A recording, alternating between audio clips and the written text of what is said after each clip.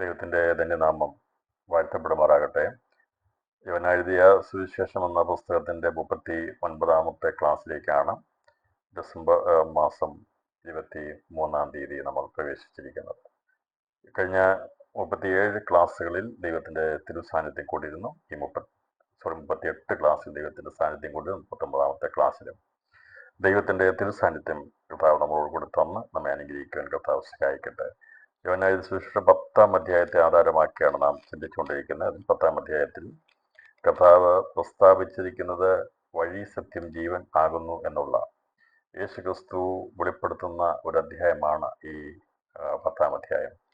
അതിൻ്റെ പ്രാരംഭ ഭാഗങ്ങൾ, അതിൻ്റെ 1 മുതൽ അതിൻ്റെ 6 വരെയുള്ള വാക്യങ്ങൾ വഴിയും വാതിലുമാകുന്ന ദൈവത്തെക്കുറിച്ച് വെളിപ്പെടുത്തുമ്പോൾ, അതിൻ്റെ 7 മുതൽ ഉള്ള 10 വരെയുള്ള വാക്യങ്ങൾ സത്യം എന്താകുന്നു, മോഷ്കും സത്യമായുള്ള വ്യത്യാസത്തെ വെളിപ്പെടുത്തുകയാണ്. അതിൻ്റെ 11 മുതൽ 18 വരെയുള്ള വാക്യങ്ങളിൽ ജീവനെ കുറിച്ചുള്ള സന്ദേശങ്ങളാണ് കർത്താവ് അറിയിച്ചിരിക്കുന്നത്. അപ്പോൾ അവൻ വഴിയാകുന്നു, സത്യമാകുന്നു, ജീവനാകുന്നു എന്നുള്ള പിതാവാം ദൈവത്തിനടുക്കിലേക്ക് എത്തിച്ചേരുവാനുള്ള ജീവന്റെ സത്യം പൊതുവഴിയായിരിക്കുന്ന ക്രിസ്തുയേശുവിനെ കുറിച്ചാണ് അവൻ തന്നെ ഇവിടെ വെളിപ്പെടുത്തിയിരിക്കുന്നത്. അപ്പോൾ അതേക്കുറിച്ച് കഴിഞ്ഞ ദിവസം നമ്മൾ കേട്ടിരുന്നു. അതേക്കുറിച്ച് വീണ്ടും ആവർത്തിച്ച് അതേക്കുറിച്ച് ചിന്തിക്കാൻ ആഗ്രഹിക്കുന്നില്ല.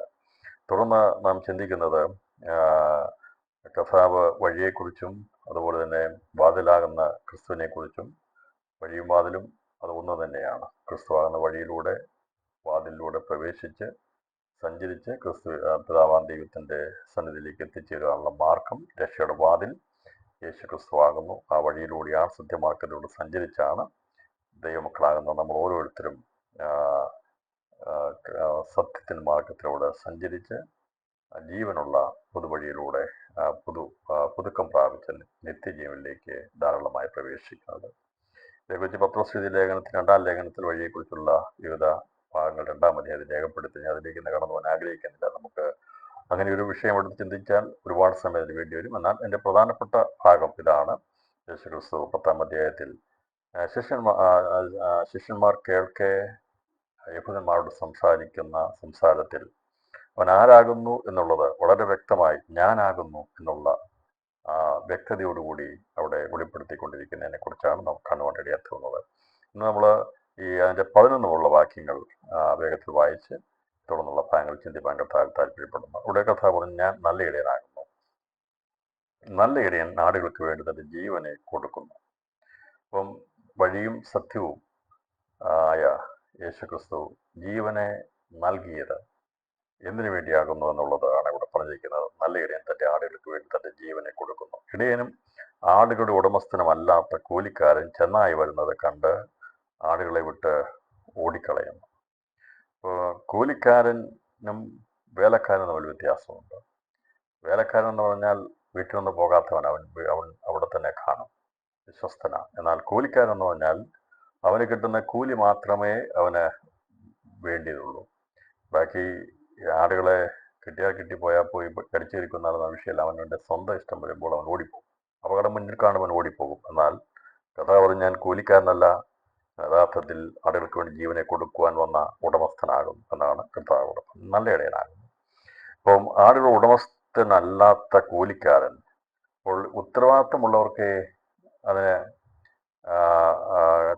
ശത്രു വരുമ്പോൾ അത് സംരക്ഷിക്കാൻ അതിനുള്ള താല്പര്യം അല്ലെങ്കിൽ സ്നേഹം കാണിക്കുകയുള്ളൂ. തൻ്റേതല്ലെങ്കിൽ മറ്റാരുടെയെങ്കിലും ആണെങ്കിൽ നഷ്ടപ്പെട്ടെന്നുള്ള രീതിയിൽ ഓടിപ്പോയി കളയും. ഞാൻ പറഞ്ഞല്ലോ, ഉടമസ്ഥന് ഉപേക്ഷിച്ച് കളയാൻ കഴിയത്തില്ല. എന്നാൽ ഉടമസ്ഥനല്ലാത്തവർക്ക് അതിനെ ഉപേക്ഷിച്ച് പോകാനായിട്ട് കഴിയും. അതേക്കുറിച്ച് ശലോമോൻ്റെ ബുദ്ധി വൈഭവത്തെക്കുറിച്ചുള്ള കാര്യം ചിന്തിച്ചപ്പോൾ 2 സ്ത്രീകൾ ഒരു കുഞ്ഞിന് വേണ്ടി അവകാശവാദം ഉന്നയിച്ചപ്പോൾ അവിടെ ശലോമോൻ ജ്ഞാനത്തോടുകൂടി പറഞ്ഞ കാര്യം നമുക്ക് ഓർമ്മയുണ്ടല്ലോ. അവർ വാള് കൊണ്ടുവന്ന് ജീവനുള്ള കുഞ്ഞിനെ 2ആയി പകുത്ത് കൊടുക്കാൻ പറഞ്ഞപ്പോൾ വേദനയോട് പ്രസവിച്ച ഉടമസ്ഥയായിരിക്കുന്ന ആ സ്ത്രീ പറഞ്ഞു, ഇത് അങ്ങനെ ചെയ്യരുത്, അവൾക്ക് കൊടുത്തേക്ക്, കുഞ്ഞ് ജീവനോടിരിക്കട്ടെന്ന് പറഞ്ഞു. എന്നാൽ അന്യസ്ത്രീ ആയിരിക്കുന്ന കുഞ്ഞിനെ പ്രസവിക്കാത്തവൾ പറഞ്ഞു, അങ്ങനെ ചെയ്തു, ഞാൻ രണ്ടായി വിഭജിച്ച് ഒരു ഭാഗം അവൾക്ക് ഒരു ഭാഗം എനിക്കും തന്നേക്കാൻ പറഞ്ഞു. അപ്പോൾ അത് കാണിക്കുന്നത് ഉടമസ്ഥൻ അല്ലെങ്കിൽ വേദനയില്ല, ഉത്തരവാദിത്തമില്ല.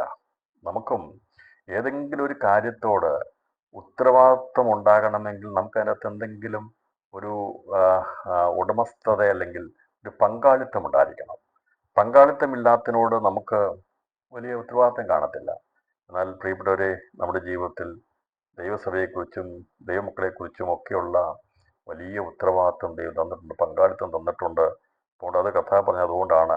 കഥ പറഞ്ഞ് എനിക്ക് ലോകത്തിലുള്ള മനുഷ്യൻ മുഴുവനെയും, അത് പിതാവാം ദൈവത്തിന് സൃഷ്ടികളായതുകൊണ്ട് അവരെ മുഴുവനും വീണ്ടെടുക്കേണ്ടതായിട്ടുണ്ട്, അല്ലെങ്കിൽ അവർക്ക് മറുപടിയായി കൊടുക്കേണ്ടതായിട്ടുള്ള ഉത്തരവാദിത്തമാണ് എൻ്റെ മേലുള്ളത്. അതുകൊണ്ട് ഞാനതിന് പങ്കാളിയാണ്. എനിക്ക് ഉപേക്ഷിച്ച് കളയാൻ കഴിയത്തില്ല. പിതാവാം ദൈവത്തിൻ്റെ ഹിതമാകുന്ന മനുഷ്യവംശത്തിൻ്റെ രക്ഷയ്ക്ക് വേണ്ടി ഉടമസ്ഥനാകുന്ന പിതാവാം ദൈവത്തിൻ്റെ ഹിതം ഉടമസ്ഥനാകുന്ന പുത്രനിലൂടെ നിവൃത്തിയിരിക്കാൻ വേണ്ടിയാണ് യേശുക്രിസ്തു വന്നത്. കർത്താവ് ഞാൻ കണ്ടിട്ട് അങ്ങനെ ഓടിപ്പോകുന്നവനല്ല. എന്താണോ ഇവിടെ പരിഹരിക്കേണ്ടത്, ആടുകൾക്ക് എന്താണോ നഷ്ടമായി പോയിരിക്കുന്നത്, അതിനെ മടക്കി നൽകുവാൻ, അതിനെ വീണ്ടെടുക്കുവാൻ വേണ്ടി, അതിൽ ഏറ്റവും ശ്രേഷ്ഠകരമായ അവസ്ഥയിലേക്ക് മനുഷ്യനെ എന്തിനു വേണ്ടി ദൈവം സൃഷ്ടിച്ചുവോ ആ സൃഷ്ടിയുടെ ഉദ്ദേശത്തിലേക്ക് അവരെ എത്തിക്കാൻ വേണ്ടിയാണ് ഉടമസ്ഥനായിരിക്കുന്ന ഞാൻ ഈ ലോകത്തിൽ വന്നത് എന്നാണ് കർത്താവ് ഇവിടെ പറഞ്ഞത്. കർത്താവ് പറഞ്ഞ് ബാക്കിയുള്ളവരൊക്കെ ഓടിപ്പോകും, പക്ഷേ ചെന്നായി വരുന്നത് കണ്ട് ആടുകളെ വിട്ട് ഓടിക്കളയുന്നു. അപ്പോൾ ഈ ചെന്നായ്ക്കളെ കുറിച്ച് നമുക്ക് കാണാൻ സാധിക്കുന്നത്, ആടുകളുടെ വേഷം പൂണ്ട ചെന്നായ്ക്കൾ കൊടിയ ചെന്നായ്ക്കളാണ്. അവർ പ്രവേശിച്ചു കഴിഞ്ഞാൽ അറിയത്തില്ലാത്തത് കൊണ്ട് പെട്ടെന്ന് ഓടിപ്പോകും, മനസ്സിലാക്കാൻ കഴിയത്തില്ല. എന്നാൽ ഈ ചെന്നായി, യഥാർത്ഥ ചെന്നായി വരികയാണെങ്കിൽ നമുക്കത് മനസ്സിലാക്കിയെടുക്കാൻ സാധിക്കും. പക്ഷേ വേഷം പൂണ്ട് വരുന്ന കൊടി ചെന്നായ്ക്കൾ കടക്കുമെന്ന് അപ്പോസ്തലനായ പൗലോസ് അപ്പോസ്തല പ്രവൃത്തിയിൽ രേഖപ്പെടുത്തിയതിൻ്റെ കാരണം, ഈ ദൈവസഭയെ മുടിച്ചു കളയുവാൻ വേണ്ടി ഉപദ്രവം കൊണ്ട് കഴിയത്തില്ല. 1-ാം നൂറ്റാണ്ടിലെ ദൈവസഭയെ ഉപദ്രവിച്ചപ്പോഴൊന്നും അവരുടെ വിശ്വാസം പോയില്ല. അവരെല്ലാം ശക്തരായി നിന്ന് ദൈവസഭയുടെ പ്രാർത്ഥനയും ശക്തിപ്പെടുകയാണ്. നമ്മളിതൊക്കെ ഇന്നലെ രാത്രി നമുക്ക് കേൾക്കോട്ടടിയാത്ത ഒരു കോംപ്രമൈസിനോ സന്ധി സംഭാഷണമൊന്നും പോയില്ല. എന്നാൽ കൊടിയ നായ്ക്കൾ വേഷം മാറി. ഇപ്പോൾ ഉപദ്രവിച്ചിട്ട് ചെന്നായി വന്നിട്ട് പറ്റത്തില്ലാത്ത കാര്യങ്ങളെ ദൈവസഭയെ നശിപ്പിക്കാൻ വേണ്ടിയാണ് വേഷം പൂണ്ട് ചെന്നായ്ക്കൾ ദൈവസഭയ്ക്കകത്ത് വരുന്നത്. നമുക്ക് പെട്ടെന്ന് അറിയാൻ കഴിയത്തില്ല. അങ്ങനെയുള്ള വന്നു കഴിയുമ്പോൾ അത് വരുത്തി തീർക്കുന്ന അപായകരമായിരിക്കുന്ന കാര്യങ്ങളെക്കുറിച്ച് അപ്പോസ്തലനായ പൗലോസ് രേഖപ്പെടുത്തി. കൊടിയ നായ്ക്കൾ നിങ്ങളുടെ ഇടയിൽ കടക്കും, ഒരു വിവിധ ഉപദേശങ്ങൾ പറഞ്ഞ് സത്യമാർഗത്തിൽ വഴിതെറ്റിച്ച് കളയും എന്ന് അപ്പോസ്തലനായ പൗലോസ് അപ്പോസ്തല പ്രവൃത്തിയുടെ പുസ്തകം 20-ാം അധ്യായത്തിൽ രേഖപ്പെടുത്തിയിട്ടുണ്ട്. അപ്പോൾ അങ്ങനെ ഈ ഉടമസ്ഥതയുണ്ട്, അവർക്ക് കണ്ണുനീരുള്ളൂ, അവർക്ക് കരച്ചിലുണ്ടാകും. ഞാൻ ചോദിക്കട്ടെ, ദൈവസഭയെക്കുറിച്ച് ഉത്തരവാദിത്വമുള്ള ദൈവമക്കൾക്ക് ആൺമക്കളെക്കുറിച്ച് കരയുവാനും ദൈവസഭകളെക്കുറിച്ച് കരയുവാനും ദൈവസഭയ്ക്കോ അല്ലെങ്കിൽ ദൈവമക്കൾക്കോ എതിരായിട്ട് എന്തെങ്കിലും വിഷയം ഉണ്ടാകുമ്പോൾ ഇതിൽ നിന്നൊക്കെ അറിയണമെങ്കിൽ അതിനൊരു ഉടമസ്ഥത ഉണ്ടായിരിക്കണം, ഒരു പങ്കാളിത്തം ഉണ്ടാകും. അല്ലെങ്കിൽ പറയും എനിക്കെന്താ കുഴപ്പം, ഞാനതിനെന്തിനാ എന്നുള്ള രീതിയിൽ പരിപാടിയെത്തിനും. എന്നാൽ യേശു ക്രിസ്തുവിൻ്റെ കുഞ്ഞാടിൻ്റെ രക്തം കൊണ്ട് അവൻ വിലയ്ക്ക് വാങ്ങിയ ദൈവസഭയുടെ അംഗങ്ങളായിത്തീർന്ന എനിക്കും നിങ്ങൾക്കും പരസ്പരമായിരിക്കുന്ന പങ്കാളിത്തമുണ്ട്, ബന്ധമുണ്ട്, നിത്യതയോളം നിലനിൽക്കുന്ന ബന്ധമായതുകൊണ്ടാണ് നാം ഓടിക്കളയാതെ ആ വിഷയങ്ങളെ ഏറ്റെടുത്ത് പ്രാർത്ഥിക്കുകയും അതിനോട് ചേർന്ന് നിൽക്കുകയും ചെയ്യുന്നത്. അതാണ് ഇവിടെ കഥ പറഞ്ഞത്, അങ്ങനെ ഓടിക്കളയുന്നവനല്ല. കൂലിക്കാരന് ചെന്നായി വരുന്ന കണ്ട് ആടുകളെ വിട്ട് ഓടിക്കളയുന്നു, ചെന്നായി അവയെ പിടിക്കുകയും ചിഹ്നിച്ച് കളയുകയും ചെയ്യുന്നു. അപ്പോൾ അവൻ കൂലിക്കാരനും ആളുകളെക്കുറിച്ച് വിചാരമില്ലാത്തവനുമല്ലോ. കഥ വരുന്ന സമയത്ത് എഹെസ്കേൽ 14-ാം അധ്യായത്തിൽ വായിച്ചാൽ മതി. അപ്പോൾ ഈ അന്നത്തെ ഇടയന്മാരായിരിക്കുന്ന യഹൂദ പ്രമാണിമാരെ അല്ലെങ്കിൽ യഹൂദ മത നേതാക്കന്മാരെ നോക്കിക്കൊണ്ട് കഥ ഇവിടെ പറഞ്ഞത്. കാരണം വർഷങ്ങളായി ഇവർ അനുവർത്തിച്ച് വരുന്നത് അവിടെ വരുന്ന ആളുകളാകുന്ന സാധാരണ ആൾക്കാരുടെ അവരുടെ കണ്ണുനീർ ഒപ്പാനുള്ള യാതൊരു കാര്യവും അവർ ചെയ്തില്ല. ഇവർക്ക് അന്നുണ്ടായിരുന്ന അവർക്കുണ്ടായിരുന്ന രാഷ്ട്രീയ കാര്യങ്ങളോട് പേടിയും മറ്റു പലതും ഉണ്ടായതുകൊണ്ട് ആടുകളെക്കുറിച്ചുള്ള ചിന്ത അവർക്കില്ലായിരുന്നു. മനുഷ്യനെക്കുറിച്ചുള്ള അവരുടെ കീഴിലുള്ളതായ സാധാരണക്കാരായിരിക്കുന്ന ആളുകളായിരിക്കുന്നവരെ കുറിച്ച് അവർക്ക് വേണ്ടി ചിന്തിക്കുകയോ ഒന്നും ചെയ്യാതെ അവരവരുടെ സമുദായത്തിന് വേണ്ടി അല്ലെങ്കിൽ അവരുടേതായിട്ട് നിലനിൽപ്പിന് വേണ്ടിയുള്ള കാര്യങ്ങൾ ചിന്തിച്ച് അവരുമായി സന്ധി സംഭാഷണത്തിലൂടെ മുന്നോട്ട് പോകുന്ന ഒരു കാലഘട്ടത്തിലാണ് യേശു വന്നത്. കഥ പറഞ്ഞു, ഇവര് ആ, ആ, ഓടിക്കളയും. ഇവർ കൂലിക്കാരാണ്. ചെന്നായി വരുന്നത് കാണുമ്പോൾ വിട്ട് ഓടിക്കളയുന്നവനാ. എന്നാൽ പിതാവാം ദൈവം എന്നെ അയച്ചത് അങ്ങനെ ഓടിക്കളയാൻ വേണ്ടിയല്ല.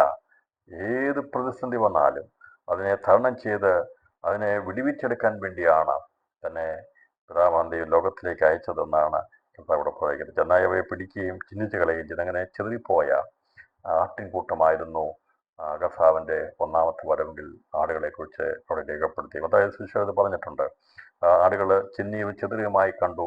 ഇടയനില്ലാത്തതുകൊണ്ട് ആടുകൾ ചേർപ്പെട്ടവരായിരുന്നു, രോഗികളായിരുന്നു, ഭാരമുള്ളവരായിരുന്നു, നിരാശയുള്ളവരായിരുന്നു. ആരും ഒന്ന് സാന്ത്വനിപ്പിക്കുവാൻ, ഒടിഞ്ഞതിനെ കെട്ടുവാനോ മുറിഞ്ഞതിനെ സൗഖ്യമാക്കുവാനോ ദീനം പിടിച്ചതിനെ ചികിത്സിക്കുവാനോ അങ്ങനെ ഒന്നും ചെയ്യാതെ എന്തെങ്കിലും ഉള്ളവെളുന്ന് വാങ്ങി അവരുടേതായിട്ടുള്ള കാര്യങ്ങൾ ചിട്ടവട്ടങ്ങൾ നടത്തിപ്പോകുന്ന ഒരു സന്ദർഭത്തിലാണ് യേശു വന്ന് പറഞ്ഞത്, അവൻ ഇടയിലില്ലാത്ത ആടുകളെ പോലെ ചിന്നി വിളിച്ചെതിരെയുമായി കണ്ടു. ആ സന്ദർഭത്തിലാണ് യേശു കർത്താവ് ലോകത്തിൽ വന്ന് യഥാർത്ഥ നല്ല ഇടയനായിരിക്കുന്ന ദാവീദ് പാടിയ നല്ല ഇടയനാകുന്ന ക്രിസ്തു മുട്ടുകൾ തീർക്കുന്ന, കുറവുകൾ തീർക്കുന്ന, ജീവൻ ജലത്തിലേക്ക് നയിക്കുന്ന, ശാന്തം നൽകുന്ന, സമാധാനം നൽകുന്ന യഥാർത്ഥമായ ഇടയൻ യഹോവ എൻ്റെ ഇടയനാകുന്നു എന്ന് പറയത്തക്കവണ്ണമുള്ള 23-ാം സങ്കീർത്തനത്തിൻ്റെ നല്ല ഇടയൻ യഹോവ എൻ്റെ ഇടയൻ, ആ ഇടയനെ ആണ് അന്ന് പഴയ നിയമത്തിൽ സങ്കീർത്തനങ്ങളിൽ പാടിയതെങ്കിൽ യേശു പറഞ്ഞു ദാവീദ് പാടിയ ആ പാട്ടിലെ ഇടയൻ ഞാനാകുന്നു. രാത്രിയിലും കർത്താവായ യേശു ക്രിസ്തു തൻ്റെ ജീവിതത്തിൽ പഴയ നിയമത്തിൽ വാതിൽക്കാവൽക്കാരായിരുന്ന പ്രവാചകന്മാരോട് സംസാരിച്ച വചനങ്ങൾ ഓരോന്നും നിവൃത്തീകരിക്കപ്പെടുന്നത് ക്രിസ്തുവിലാണെന്ന് വെളിപ്പെടുത്തുകയാണ്. അവരൊക്കെ ന്യായപ്രമാണം ശിശുപാലകനായിരുന്നു, അഥവാ വാതിൽക്കാവൽ ചെയ്യുന്ന ജോലിയായിരുന്നു. അവരെ യേശുവിലേക്ക് നടത്തിച്ചെത്തിക്കുക എന്നുള്ള ദൗത്യമാണ് പഴയ നിയമ പ്രവാചകന്മാർ ചെയ്തത്. എന്ന് കർത്താവ് പറഞ്ഞു, ഞാൻ രഹസ്യമാകുന്നവനല്ല. വചനത്തിൻ്റെ തിരുവചനത്തെ തെളിവുകളിൽ ദാവീദ് പാടിയ നല്ല ഇടയൻ അല്ലെങ്കിൽ യഹോവയുടെ ഇടയനാകുന്നത് ദാവീദ് പാടിയ ഇടയൻ ഞാനാണ്. അതുപോലെ അപ്പത്തെക്കുറിച്ചും പഴയ എന്തെല്ലാം വിഷയങ്ങൾ നിഴലായി ദൈവത്തെക്കുറിച്ച് പറഞ്ഞിരുന്നുവോ അതെല്ലാം ക്രിസ്തുവിൽ വെളിപ്പെടുത്തുകയാണ് കർത്താവ് ചെയ്തത്. പക്ഷേ ഇതൊന്നും ഗ്രഹിച്ചെടുക്കുവാൻ അന്നത്തെ കണ്ണുകൾ അടഞ്ഞുപോയ യഹൂദന്മാരായിരിക്കുന്ന വാസ്തവത്തിൽ യഹൂദന്മാർക്കത് മനസ്സിലാകാതെ പോയെങ്കിലും കർത്താവ് തൻ്റെ സത്യവചനങ്ങളെ വെളിപ്പെടുത്തിയപ്പോൾ അത് കേട്ടതായിരിക്കുന്ന ശിഷ്യഗണത്തിനും മറ്റുള്ളവർക്കും അവൻ പറഞ്ഞ ആശയങ്ങളെ ഉൾക്കൊള്ളുവാനായിട്ട് ഇടയായിത്തീർന്നു. അപ്പോൾ അവൻ കൂലിക്കാരനും ആടുകളെക്കുറിച്ച് വിചാരമില്ലാത്തവനുമല്ലോ. അതിൻ്റെ 13-ാം വാക്യം, കൂലിക്കാരനും ആടുകളെക്കുറിച്ച് വിചാരമില്ലാത്തവനുമാണ്. മൂലം കർത്താവിൻ്റെ ശിഷ്യന്മാരും കർത്താവുമായിട്ട് പടകിൽ പോകുമ്പോൾ യേശു ഉറങ്ങിയപ്പോൾ ആ കാറ്റ് വല്ലാതെ പ്രതികൂലമായപ്പോൾ ഈ ശിഷ്യന്മാർ യേശുവിനെ ഉണർത്തിയിട്ട് പറഞ്ഞു, നാഥാ, ഞങ്ങൾ നശിച്ചു പോകുന്നതിൽ നിനക്ക് വിചാരമില്ലയോ എന്ന് ചോദിപ്പാട്ടിടയാത്തത്. നീ നല്ല ഇടയനാണെന്ന് ഞങ്ങൾക്കറിയാം, പക്ഷേ ഞങ്ങളിപ്പോൾ നശിച്ചു പോകാൻ പോകുക, നീ വിചാരമില്ലാത്തതല്ലേ. കർത്താവ് എഴുന്നേറ്റ് അവരുടെ അവിശ്വാസത്തെ ശാസിച്ചു. നിങ്ങൾ എന്താ വിചാരിച്ചിരിക്കുന്നത്? ഞാൻ വിചാരമില്ലാത്തവനാണോ? അല്ല, ഏതറ്റം വരെ പോയാലും ഞാനുള്ള പടക് മുങ്ങിപ്പോകുകയില്ല. രാത്രിയിലും പ്രിയപ്പെട്ടവരെ, ഒരുപക്ഷെ ഇപ്പോൾ നശിച്ചു പോകും, തീർന്നു പോകും, എല്ലാം അസ്തമിച്ചു എന്നുള്ള നെഗറ്റീവിൻ്റെയും നിരാശയുടെയും അടിത്തട്ടിലേക്ക് നീങ്ങുമ്പോഴും യേശുവുള്ള പടക് ഒരിക്കലും മുക്കിക്കളയുവാൻ ഒരു ശക്തിക്കും കഴിയത്തില്ല. അവൻ വിചാരമുള്ളവനാ, തക്ക സമയത്ത് എഴുന്നേൽക്കുന്നവനാ, നമുക്ക് വേണ്ടി പ്രവർത്തിക്കുന്നവനാ. അവൻ ഒരു നാളും തൻ്റെ ജനത്തെക്കുറിച്ച് വിചാരമില്ലാത്തവല്ല. നമുക്ക് വേണ്ടി ജീവൻ തന്നെങ്കിൽ അതോടുകൂടെ സകലം നമുക്ക് നൽകാതിരിക്കുമോ? നിശ്ചയമായിട്ടും നൽകും. നമ്മെക്കുറിച്ച് നന്നായി വിചാരപ്പെടുന്ന കർത്താവ്. അതായത് സുവിശേഷത്തിൽ ഗിരിപ്രഭാഷണത്തിലൊക്കെ അതേക്കുറിച്ച് വളരെ ഗഹനമായ രീതിയിൽ പറഞ്ഞിട്ടുണ്ട്. തലയിലെ രോമം പോലും എണ്ണപ്പെട്ടിരിക്കുന്നു. നിങ്ങൾ ഏറിയ കുരുകിലിനേക്കാളും വിശേഷതയുള്ളവർ, നിങ്ങൾ എന്തിനാ വിചാരപ്പെടുന്നത്? നമുക്ക് വേണ്ടി വിചാരപ്പെടുവാൻ ദൈവമുണ്ടല്ലോ എന്നൊക്കെ വളരെ സവിസ്തരമായ രീതിയിൽ ഉദാഹരണ സഹിതം കർത്താവ് പറഞ്ഞത് നമ്മൾ ഈ ദിവസങ്ങളിൽ ചിന്തിക്കണം. നമുക്കറിയാം, നമുക്ക് കുഞ്ഞുങ്ങളുണ്ടായാൽ കുഞ്ഞുങ്ങൾക്ക് അവരുടെ ചെറുപ്രായത്തിൽ വളർന്നു വരുന്ന സമയത്ത് അവർ വളരെ ഫ്രീ ആണ്. അവരതേക്കുറിച്ച് ചിന്തിക്കത്തില്ല. ചെളിയിൽ വീണാൽ അല്ലെങ്കിൽ കൈ കഴുകാതെ കഴിച്ചാൽ അല്ലെങ്കിൽ അവർക്ക് അപകടം വരുമോ എന്നൊക്കെയുള്ള വിചാരം മാതാപിതാക്കൾക്കാണുള്ളത്. അവരാണ് കുഞ്ഞുങ്ങളെ ശ്രദ്ധിക്കുന്നത്. പിതാവ് പറഞ്ഞു, ഞാൻ നിങ്ങളുടെ പിതാവാണെങ്കിൽ ഞാൻ നിങ്ങളെ സംരക്ഷിക്കുവാൻ മതിയായവനാ. നമ്മളെ സംരക്ഷിക്കുവാൻ നമ്മുടെ കർത്താവിന് വിചാരമുണ്ട്. അതുകൊണ്ട് അവൻ നാം ഒരു നാളും നശിച്ചു പോകുവാൻ ദൈവം സമ്മതിക്കുകയില്ല. എന്നാൽ അതിന് മുകളിൽ പറഞ്ഞിരിക്കുന്ന കള്ളനെക്കുറിച്ച് പറഞ്ഞിരിക്കുന്നത്, അവൻ വരുന്നത് അറുപ്പാനും മുടിപ്പാനും മോഷ്ടിപ്പാനും അല്ലാതെ കള്ളൻ വരുന്നില്ല. അപ്പോൾ അവൻ്റെ ആൾക്കാരായിരിക്കുന്ന ചെന്നായ്ക്കൾ വരുന്നത് മോഷ്ടിപ്പാൻ, കവർച്ച ചെയ്യുവാൻ, കൊന്നുകളയുവാൻ, മുടിച്ചു കളയുവാൻ വേണ്ടിയാണ് ദുഷ്ടൻ വരുന്നത്, സാത്താൻ വരുന്നത്, അവൻ്റെ ഏജന്റുമാർ വരുന്നത്, അവൻ്റെ ശുശ്രൂഷക്കാർ വരുന്നത്, അവർ വെളിച്ചദൂതൻ്റെ വേഷത്തിൽ വരുന്നത്. യഥാർത്ഥമായിട്ടുള്ള വെളിച്ചദൂതൻ്റെ വേഷത്തിൽ വരുന്നവർ, ആ വെളിച്ചദൂതൻ നല്ലതാ, പക്ഷേ ആ വെളിച്ചത്തിൻ്റെ ദൂതൻ്റെ വേഷത്തിൽ ഇരുളിൻ്റെ അപ്പോസ്തലന്മാർ ലോകത്തിൽ പ്രത്യക്ഷപ്പെടും. അവരൊക്കെ വരുന്നത് ഏത് വിധേനയും നശിപ്പിച്ച് കളയാൻ വേണ്ടിയാ, ഇല്ലാതാക്കി കളയാൻ വേണ്ടിയാ, മുടിച്ചു കളയാൻ വേണ്ടിയാ, മോഷ്ടിക്കാൻ വേണ്ടിയാണ് അവർ വരുന്നത്. എന്നാൽ കർത്താവ് വന്നത്, യേശു കർത്താവ് വന്നത്, അവൻ നമുക്ക് വേണ്ടി ജീവൻ നൽകുവാൻ വേണ്ടി, സമൃദ്ധിയായ ജീവനെ നൽകുവാൻ വേണ്ടിയാണ് കർത്താവ് ലോകത്തിൽ വന്നത്. അതേക്കുറിച്ച് കർത്താവ് തന്നെ ഇവിടെ രേഖപ്പെടുത്തിയിട്ടുണ്ട്. അതിൻ്റെ 10-ാം വാക്യത്തിൽ, അറുപ്പാനും മുടിപ്പാനും അല്ലാതെ കള്ളൻ വരുന്നില്ല, അവർക്ക് ജീവനുണ്ടാകുവാനും സമൃദ്ധിയായിട്ടുണ്ടാകുവാനും അത്രേ ഞാൻ വന്നിരിക്കുന്നത്. കർത്താവ് പറഞ്ഞു, ഞാൻ വന്നത് നശിപ്പിക്കാൻ വേണ്ടിയല്ല, ഇല്ലാതാക്കി കളയാൻ വേണ്ടിയല്ല, രക്ഷയ്ക്കായിട്ടാണ് വന്നത്. ഞാൻ വന്നത്, ഈ യേശു കർത്താവ് വന്നതിനെ കുറിച്ച് പറഞ്ഞ കർത്താവ് പറഞ്ഞു, ഞാൻ വന്നത് അവർക്ക് ജീവനുണ്ടാകണം, സമൃദ്ധിയായിട്ടുണ്ടാകുവാൻ അത്രേ ഞാൻ വന്നിരിക്കും. എന്താ എൻ്റെ അർത്ഥം? എന്താ? നിത്യജീവന്റെ ആ സമൃദ്ധി, അബണ്ടൻസ് ഓഫ് ലൈഫ് എന്ന് പറഞ്ഞാൽ, നിത്യജീവനുള്ള 30% വളർച്ചയാണെങ്കിൽ 60%-ലേക്ക് 100%-ലേക്ക് ഒരു വിശ്വാസി നിത്യജീവൻ എന്ന് വളർന്ന് ക്രിസ്തുവിന്റെ സിംഹാസനത്തിലിരിക്കുവാൻ, ക്രിസ്തുവിന്റെ തികഞ്ഞ പുരുഷത്വത്തിന്റെ പ്രായത്തിന്റെ തികവിലേക്ക് എത്തുന്നതിനെയാണ് സമൃദ്ധിയായ ജീവൻ പ്രാപിക്കാൻ സാധിക്കുന്നത്. അപ്പോൾ ജീവൻ ലഭിച്ച ഞാനും നിങ്ങളും സമൃദ്ധിയായിരിക്കുന്ന ജീവൻ പ്രാപിക്കണം, ആ ക്രിസ്തുവിന്റെ തലയോളം വളരണം. അതിനുവേണ്ടിയാണ് യേശു ലോകത്തിൽ വന്നത്. തന്നെ പോലെ സദൃശരായിരിക്കുന്ന, സ്വർഗത്തിൽ പേരിരിക്കുന്ന ആദ്യജാതന്മാരുടെ സഭയാണ് ജീവന്റെ സമൃദ്ധി പ്രാപിക്കുന്നവർ.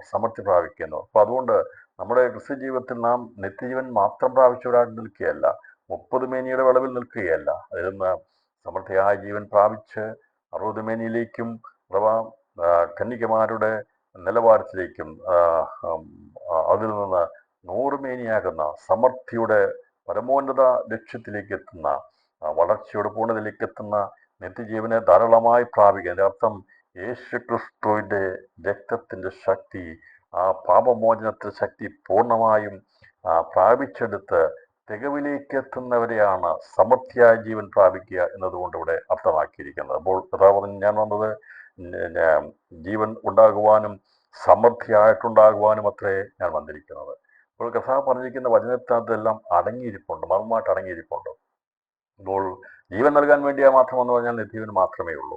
പക്ഷെ സമൃദ്ധിയായിട്ടുള്ള ജീവൻ എന്ന് പറയുമ്പോൾ അതേക്കുറിച്ച് പിന്നെ പത്രോസൊക്കെ രേഖപ്പെടുത്തി, രാജ്യത്തിലേക്കുള്ള പ്രവേശനം ധാരാളമായി പ്രാപിക്കും, സമൃദ്ധിയെക്കുറിച്ച് പറയും. ഇപ്പോൾ ഈ വർഷത്തിന്റെ അവസാന ദിവസത്തിലേക്ക് എത്തുമ്പോഴും നമുക്ക് നമ്മുടെ സമൃദ്ധി, അനുഗ്രഹം എന്നുള്ളത് ആ യേശുവിൻ്റെ ജീവന്റെ ശക്തി നമ്മുടെ മേൽ ധാരാളമായി പകരുന്നതിനെ കുറിച്ചാണ്. അത് നാൾക്ക് നാൾ വർദ്ധിച്ചു വരുന്നതിനെ കുറിച്ചാണ്. അവന്റെ ആ യഥാർത്ഥ സദൃശത്തിലേക്ക് ഒരു വ്യക്തി വളർച്ച പ്രാപിക്കുന്നതിനെ കുറിച്ചാണ് സമൃദ്ധി എന്ന് രേഖപ്പെടുത്തിയിരിക്കുന്നത്. ഇവിടെ അനുഗ്രഹത്തിന്റെ കവിഞ്ഞൊഴുക്കെന്നൊക്കെയുള്ള പലതും ഭൗമിക വിഷയങ്ങളെ കുറിച്ച് പറയുമ്പോൾ, പ്രിയപ്പെട്ടവരെ, സൈക്കിളിൽ വരുന്നവർ, കാറ് വരുന്നവര് നാളെ പ്ലെയിനിൽ വരുന്നതൊന്നുമല്ല അനുഗ്രഹത്തിന്റെ കവിഞ്ഞൊഴുക്കെന്ന് പറയുന്നത്. സമൃദ്ധിയായ ജീവൻ എന്നുള്ളത് വിശ്വാസത്തിൽ നാം ദൈവസ്നേഹത്തിൽ വളർച്ച പ്രാപിച്ച് 2023-നേക്കാൾ 24 എന്ന കർത്താവ് തരുന്ന ആയുസ് 25-ൽ നാം സമൃദ്ധിയായ ജീവൻ പ്രാപിക്കണം. എന്നതിനേക്കാൾ ഇന്ന് കൂടുതലായി യേശുവിൻ്റെ സ്നേഹത്തിന്റെ ആഴത്തിലേക്ക് ഒരു വ്യക്തി വളർന്ന് ആ കൃപ അനുഭവിച്ച് മുന്നേറിപ്പോകുന്നതിനെയാണ് സമൃദ്ധിയായ ജീവൻ പ്രാപിക്കുക എന്നത് കൊണ്ട് ഇവിടെ അർത്ഥമാക്കിയിരിക്കുന്നത്. അപ്പോൾ ഓരോ ദിവസവും നമുക്ക് സമൃദ്ധി ആവശ്യമാണ്, അബണ്ടൻസ് ഓഫ് ലൈഫ്. നമ്മുടെ ജീവിതത്തിൽ ഭൗമികമായിരിക്കുന്ന നന്മകൾ അത് ഇവിടുന്ന് കൊണ്ട് തീർന്നു പോകുന്നതാ. ഇവിടെ നമുക്ക് എന്തെല്ലാം അനുഗ്രഹം ലഭിച്ചാലും വേണ്ടെന്നല്ല, ദൈവം നമുക്ക് സമൃദ്ധി നൽകും. നല്ല വീടുകൾ, നല്ല വാഹനങ്ങൾ, നല്ല വസ്ത്രം, ഇതൊക്കെ ദൈവം നമുക്ക് നൽകുന്നത് ഈ ലോകത്തിൽ എല്ലാവർക്കും അത് ലഭിക്കുമ്പോൾ നമുക്കും അത് ലഭിച്ചേ മതിയാകുള്ളൂ. അപ്പോൾ അതുകൊണ്ട് ദൈവം നൽകും. ഒരു കാലത്തില്ലായിരുന്നു, ആർക്കുമില്ലായിരുന്നു, അന്നേരം അവർ ഒരുപോലെയായിരുന്നു. പക്ഷേ ലോകത്തിൽ സമൃദ്ധി ഉണ്ടാകുമ്പോൾ, തലമുറകൾ അനുഗ്രഹിക്കപ്പെടുമ്പോൾ, ദൈവമക്കളുടെ കുഞ്ഞുങ്ങൾക്ക് ഒന്നും ലഭിക്കാതെ അവർ പണ്ടത്തെ പോലുള്ള രീതിയിൽ ആയിരിക്കണമെന്നല്ല ദൈവം ഉദ്ദേശിച്ചത്. ഭൗമിക നന്മകളുടെ കണ്ടുപിടുത്തങ്ങളും നേട്ടങ്ങളും അത് വരുന്നതനുസരിച്ച് ദൈവമക്കൾക്കും അത് സ്വായത്തമാക്കുന്ന കുഴപ്പമൊന്നുമില്ല. നാമും ഫോൺ ഉപയോഗിക്കുന്നുണ്ട്, ടെലിവിഷൻ ഉപയോഗിക്കുന്നുണ്ട്, നാമും മൊബൈൽ ഉപയോഗിക്കുന്നത്, അങ്ങനെയുള്ള ആധുനികതയായിട്ടുള്ള എല്ലാ ഉപകരണങ്ങളും ഉപയോഗിക്കുന്നുണ്ട്, AC ഉപയോഗിക്കുന്നുണ്ട്, നല്ല വീട് വയ്ക്കുന്നുണ്ട്. ഇതൊക്കെ ഭൗമികതയുടെ ബന്ധത്തിലുള്ള കാര്യങ്ങളാകുമ്പോൾ അത് ലോകത്തിലുള്ള എല്ലാ മനുഷ്യർക്കും ലഭിച്ചുകൊണ്ടിരിക്കുന്നു. ഒരു പരിധി വരെ ലഭിക്കുന്നതും അത് ഈ ലോകത്തിൻ്റെ സാമ്പത്തിക നിലവാരത്തിനനുസരിച്ച് ഓരോരുത്തർക്കും അത് ലഭിച്ചുകൊണ്ടിരിക്കുമ്പോൾ അതിനേക്കാൾ അപ്പുറമായിട്ടുള്ള അനുഗ്രഹം എന്നുള്ളത് യേശു ക്രിസ്തുവിൻ്റെ അനുഗ്രഹം എന്നുള്ളത് സാക്ഷാൽ ജീവൻ പ്രാപിച്ച് ജീവന്റെ സമൃദ്ധിയിലേക്ക് എത്തി ക്രിസ്തുവിൻ്റെ തികഞ്ഞ പ്രായത്തിൻ്റെ തികവിലേക്ക് അവനോട് സദൃശന്മാരായി തീരുന്നതിനെ കുറിച്ചാണ് കർത്താവിൻ്റെ അനുഗ്രഹത്തിൻ്റെ വർധനവെന്നുള്ളത്. സമൃദ്ധിയായ അനുഗ്രഹം, ഞാൻ നിന്നെ ഐശ്വര്യമായി അനുഗ്രഹിക്കാമെന്ന് അബ്രഹാമോട് പറഞ്ഞപ്പോൾ ആ ഐശ്വര്യമായ അനുഗ്രഹം അബ്രഹാമിന്റെ തലമുറയിൽ ആകുന്ന ക്രിസ്തുവിലൂടെ അനുഗ്രഹിക്കപ്പെട്ട ശ്രേഷ്ഠമേറിയ നിലവാരത്തിലേക്ക് എത്തുന്ന ദൈവജനത്തെ കണ്ടുകൊണ്ട് ആദിജാതന്മാരുടെ സഭയെ കണ്ടുകൊണ്ടുള്ള കാഴ്ചപ്പാടാണ് ദൈവത്തിൻ്റെ വചനത്തിൽ നമുക്ക് പുതിയ നിയമത്തിൽ വെളിപ്പെട്ട് കിട്ടിയിരിക്കുന്നത്. അതുകൊണ്ട് ഈ സ്വർഗീയ വിളി നമുക്ക് ലഭിച്ചിരിക്കുകയാണ്. ഈ സമൃദ്ധിയായ ജീവൻ പ്രാപിക്കാനുള്ള സാവകാശം ഇന്നും ജീവിച്ചിരിക്കുമ്പോൾ നമ്മുടെ ഭൗമിക ജീവിതത്തിൻ്റെ അത് ദൈവം നൽകുന്ന അനുഗ്രഹങ്ങൾ സ്തോത്രത്തോടെ നാം അത് അനുഭവിക്കുക. ഒന്നും വേണ്ടെന്ന് പറഞ്ഞ് മാറുകയില്ല. അതൊക്കെ നമുക്ക് സ്തോത്രത്തോടെ നമുക്ക് വേണ്ടത് ദൈവം നൽകുവാൻ തീരും. എന്നാൽ ആത്മാവ് സംബന്ധമായിട്ടുള്ള സമ്പന്നത ദിവസങ്ങളിൽ പ്രാപിച്ചെടുക്കുവാൻ, ദൈവം നമ്മളെ സമൃദ്ധിയായി അനുഗ്രഹിക്കുവാൻ, സമൃദ്ധിയായ ജീവൻ പ്രാപിക്കുവാൻ ദൈവത്തിൻ്റെ വചനം സമൃദ്ധിയായി നമുക്ക് ലഭിക്കണം. വിശ്വാസം കേൾവിയാലും, കേൾവി ക്രിസ്തുവിൻ്റെ വചനത്താലും വരുന്നു. ദൈവവചനത്തിൻ്റെ ആധികാരികമായ പഠനവും ദൈവവചനത്തിൻ്റെ ആ വചനത്തിൻ്റെ നമ്മുടെ ഉള്ളിലേക്ക് തികവിലേക്ക് നമ്മെ നയിക്കുമ്പോഴാണ് തികഞ്ഞതായിരിക്കുന്ന സ്നേഹം നമുക്കുളവാകുവാൻ ഇടയായിത്തീരുന്നത്. അപ്പോൾ ദൈവത്തിൻ്റെ വചനം ധാരാളമായി ലഭിക്കുവാൻ, ധാരാളമായി അവൻ്റെ ആത്മാവിനെ പാനം ചെയ്ത് ദിവസം വളർച്ച പ്രാപിച്ച് ക്രിസ്തുവിൻ്റെ തികവിലേക്ക് എത്തും എന്നാണ് കർത്താവ് അന്ന് സംസാരിക്കാനിടയായിട്ടുള്ളത്. അപ്പോൾ ഞാൻ നല്ല ആടുകൾക്ക് വേണ്ടി തൻ്റെ ജീവനെ കൊടുക്കുന്നു. ഇടയനും ആടുകളുടെ ഉടമസ്ഥനമല്ലാത്ത കൂലിക്കാരൻ ചെന്നായി വരുന്നത് കണ്ട് ആടുകളെ വിട്ട് ഓടിക്കളയുന്നു. ചെന്നായി അവയെ ചിഹ്നിക്കുകയും പിടിക്കുകയും ചിഹ്നിച്ചു കളയുകയും ചെയ്യുന്നു. അവൻ കൂലിക്കാരനും ആടുകളെക്കുറിച്ച് വിചാരമില്ലാത്തമല്ലോ. ഞാൻ നല്ല ഇടയൻ പിതാവിനെ അറിയുകയും ഞാൻ പിതാവിനെ അറിയുകയും ചെയ്യുന്ന പോലെ ഞാൻ എനിക്കുള്ളവയെ അറിയുകയും എനിക്കുള്ളവ എന്നെ അറിയുകയും ചെയ്യുന്നു. അപ്പോൾ പിതാവ് പുത്രനെ അറിയുന്നത് പോലെ, പുത്രൻ പിതാവിനെ അറിയുന്നത് പോലെ ദൈവത്തിനുള്ളത് പുത്രനെ അറിയുകയും പുത്രൻ അവരെ അറിയുകയും ചെയ്യുന്നവർ. ഇപ്പോൾ നിത്യജീവനെ കുറിച്ച് കർത്താവ് അവിടെ പറഞ്ഞിരിക്കുന്നത് ഈ യോഹന്ന സുവിശേഷത്തിൽ തന്നെ നിത്യജീവനെ കുറിച്ചുള്ള കാര്യം പറയുമ്പോൾ അതേക്കുറിച്ച് കർത്താവ് ഇവിടെ രേഖപ്പെടുത്തിയിരിക്കുന്നതും ഇത് സംബന്ധിച്ചുള്ള കാര്യങ്ങളെക്കുറിച്ചാണ്. എൻ്റെ 17:3 ഏകസത്യദൈവമായ നിന്നെയും നീ അയച്ചിരിക്കുന്ന യേശു ക്രിസ്തുവിനെയും അറിയുന്നത് തന്നെ നിത്യജീവനാകുന്നു. അപ്പോൾ ഈ അറിവ് അത് നിത്യജീവനാണ്. അത് പാപം നമ്മളെ നീക്കി ജീവനോടുള്ള നിത്യ ജീവൻ പ്രാപിക്കുന്നതിനെ കുറിച്ചാണ് ഇപ്പോൾ പറഞ്ഞിരിക്കുന്നത്. ഏകസത്യദൈവമായ നിന്നെയും നീ അയച്ചിരിക്കുന്ന യേശു ക്രിസ്തുവിനെയും അറിയുന്നത് തന്നെ നിത്യജീവനാകും. അപ്പോൾ പിതാവിനെ പുത്രൻ അറിയുന്നു, പുത്രനെ പിതാവ് അറിയുന്നത് പോലെ ക്രിസ്തുവിനുള്ളവൻ യേശുവിനെ അറിയുമ്പോൾ പിതാവിനെ അറിയാൻ കഴിയുന്നു. അതുകൊണ്ടാണ് ഇവിടെ ആ രീതിയിൽ പറഞ്ഞിരിക്കുന്നത്, നല്ലയിടയൻ പിതാവ് എന്നെ അറിയുകയും ഞാൻ പിതാവിനെ അറിയുകയും ചെയ്യുന്നത് പോലെ ഞാൻ എനിക്കുള്ളവയെ അറിയുകയും എനിക്കുള്ളവ എന്നെ അറിയുകയും ചെയ്യുന്നു. അപ്പോൾ യേശുവിനെ അറിഞ്ഞാൽ പിതാവാം ദൈവത്തെ അറിയാം, പരിശുദ്ധാത്മാവാം ദൈവത്തെ അറിയാം. അപ്പോൾ യേശുവിനെ അറിയേണ്ടതുപോലെ അറിഞ്ഞാൽ നമുക്ക് കാഴ്ചപ്പാട് വർദ്ധിക്കും. അതുകൊണ്ടാണ് ഇവിടെ നിത്യജീവൻ എന്ന് പറയുമ്പോൾ ദൈവിക തൃത്വത്തിൽ അടങ്ങിയിരിക്കുന്നതാണ് നിത്യജീവൻ. അപ്പോൾ ആ അറിവ്, യേശു ക്രിസ്തുവിനെ കുറിച്ചുള്ള അറിവ്, അത് ക്രിസ്തുവിനെ കുറിച്ചുള്ള അറിവ് മാത്രം പരിമിതപ്പെടുത്തുകയല്ല, അത് പിതാവാം ദൈവത്തെക്കുറിച്ചും പരിശുദ്ധാത്മാവാം ദൈവത്തെക്കുറിച്ചുമുള്ള ആഴമേറിയ കാഴ്ചപ്പാടാണ് ദൈവമൊക്കെ നമുക്ക് തന്നിരിക്കുന്നത്. പലർക്കും ഇന്ന് ഈ ദൈവിക തൃത്വോപദേശം എന്നുള്ളത് ഒരു അബദ്ധോപദേശമായിട്ടോ അല്ലെങ്കിൽ തെറ്റായ ചിന്തകളൊക്കെ ആയിട്ട് പോകുമ്പോൾ അങ്ങനെയല്ല. അത് ദൈവികമെന്ന ആളത്വം, ദൈവിക തൃത്വം, പിതാവ് പുത്രൻ പരിശുദ്ധാത്മാവ് എന്നുള്ളത് അത് ദൈവം ഒന്നാകുന്നു. പിതാവിനോട് കൂടെയാണ് വചനമായിരിക്കുന്ന ദൈവം, അവനോട് കൂടിയാണ് ജീവനായിരിക്കുന്ന പരിശുദ്ധാത്മാവായിരിക്കുന്നത്. അതേക്കുറിച്ചുള്ള അറിവാണ് ഇവിടെ രേഖപ്പെടുത്തി. കഥ പറഞ്ഞു യേശു ക്രിസ്തുവിനെ അറിയുന്നതും പിതാവാൻ ദൈവത്തെ അറിയുന്നതും ഏകസത്യമായ ദൈവത്തെ അറിയുന്നതും അറിയിക്കുന്നത് പരിശുദ്ധാത്മാവാണ്. അപ്പോൾ പരിശുദ്ധാത്മാവാൻ ദൈവം ഈ അറിവ് നമുക്ക് നൽകുന്നു. സുവിശേഷം പരിശുദ്ധാത്മാവിനാൽ ഘോഷിക്കപ്പെടുമ്പോൾ സ്വർഗീയ പിതാവാൻ ദൈവത്തിൻ്റെ സ്നേഹത്തെയും യേശു ക്രിസ്തുവിൻ്റെ കൃപയെയും പരിശുദ്ധാത്മാവിൻ്റെ ജീവനെയും സമാധാനത്തെയുമാണ് നമുക്ക് വെളിപ്പെടുത്തി നൽകുന്നത്. അത് പ്രാപിച്ചെടുക്കുന്നതിനെ കുറിച്ച് പറയുന്നതിനാണ് നിത്യജീവൻ എന്ന് പറയുന്നത്. അപ്പോൾ അതാണ് ഇവിടെ കഥാവിടെ പറയുന്നത്. ഇതെല്ലാം വീണ്ടും ആവർത്തിച്ച് യേശു സംസാരിച്ചിട്ടുണ്ട്. അതുപോലെ തന്നെ ലേഖനങ്ങളിൽ കഥാദാസന്മാർ ഇത് വെളിപ്പെടുത്തുന്നുണ്ട്. അപ്പോൾ യേശു സംസാരിച്ചതെല്ലാം പിന്നീട് അതിൻ്റെ വിശകലനത്തിലൂടെ യഥാർത്ഥമായ ജീവൻ എന്താണ്, നിത്യജീവൻ എന്താണ്, സമർത്ഥ്യായ നിത്യജീവൻ എന്താണ്, അതുപോലെ പിതാവിനെ അറിയുക എന്ന് പറയുന്നത് എന്താണെന്നൊക്കെയുള്ള കാര്യങ്ങൾ വേദപുസ്തകത്തിൽ രേഖപ്പെടുത്തിയിട്ടുള്ള തിരുവേദത്തിൽ രേഖപ്പെടുത്തുന്നതിനെക്കുറിച്ച് നമുക്ക് അല്പാൽപമായിട്ടെങ്കിലും വെളിപ്പെടുത്തി നൽകുമ്പോൾ ദൈവത്തിന് നമ്മൾ സ്തോത്രം ചെയ്യണം. ഇവിടെ കഥ പറഞ്ഞു, പിതാവ് എന്നെ അറിയുകയും ഞാൻ പിതാവിനെ അറിയുകയും ചെയ്യുന്ന പോലെ ഞാൻ എനിക്കുള്ളവയെ അറിയുകയും എനിക്കുള്ളവ എന്നെ അറിയുകയും ചെയ്യുന്നു. ഇന്ന് രാത്രിയിൽ നമുക്ക് പറയാൻ സാധിക്കും, ഞങ്ങൾക്ക് ഏകസത്യതയുമായ പിതാവാം ദൈവത്തെയും അവൻ്റെ പുത്രനായിരിക്കുന്ന യേശു ക്രിസ്തുവിനെയും പരിശുദ്ധാത്മാവിനാൽ അറിയിച്ച സുവിശേഷം മുഖാന്തരമായി ഞങ്ങൾക്കറിയാൻ കഴിയും. സർവശക്തിയുള്ള ദൈവം ഏകദൈവമാണ്. ആ ദൈവം ആരാകുന്നു? അവൻ പിതാവാം ദൈവവും പുത്രനാം ദൈവവും പരിശുദ്ധാത്മാ ദൈവമാകുന്ന ആളത്വങ്ങളാകുന്ന ദൈവമെന്ന ഏകമാകുന്നു എന്നുള്ള വിശ്വാസം നമുക്കത് തിരിച്ചറിയാൻ സാധിക്കുന്നു. അപ്പം ആളുകൾക്ക് വേണ്ടി അവൻ തൻ്റെ ജീവനെ കൊടുക്കുന്നു.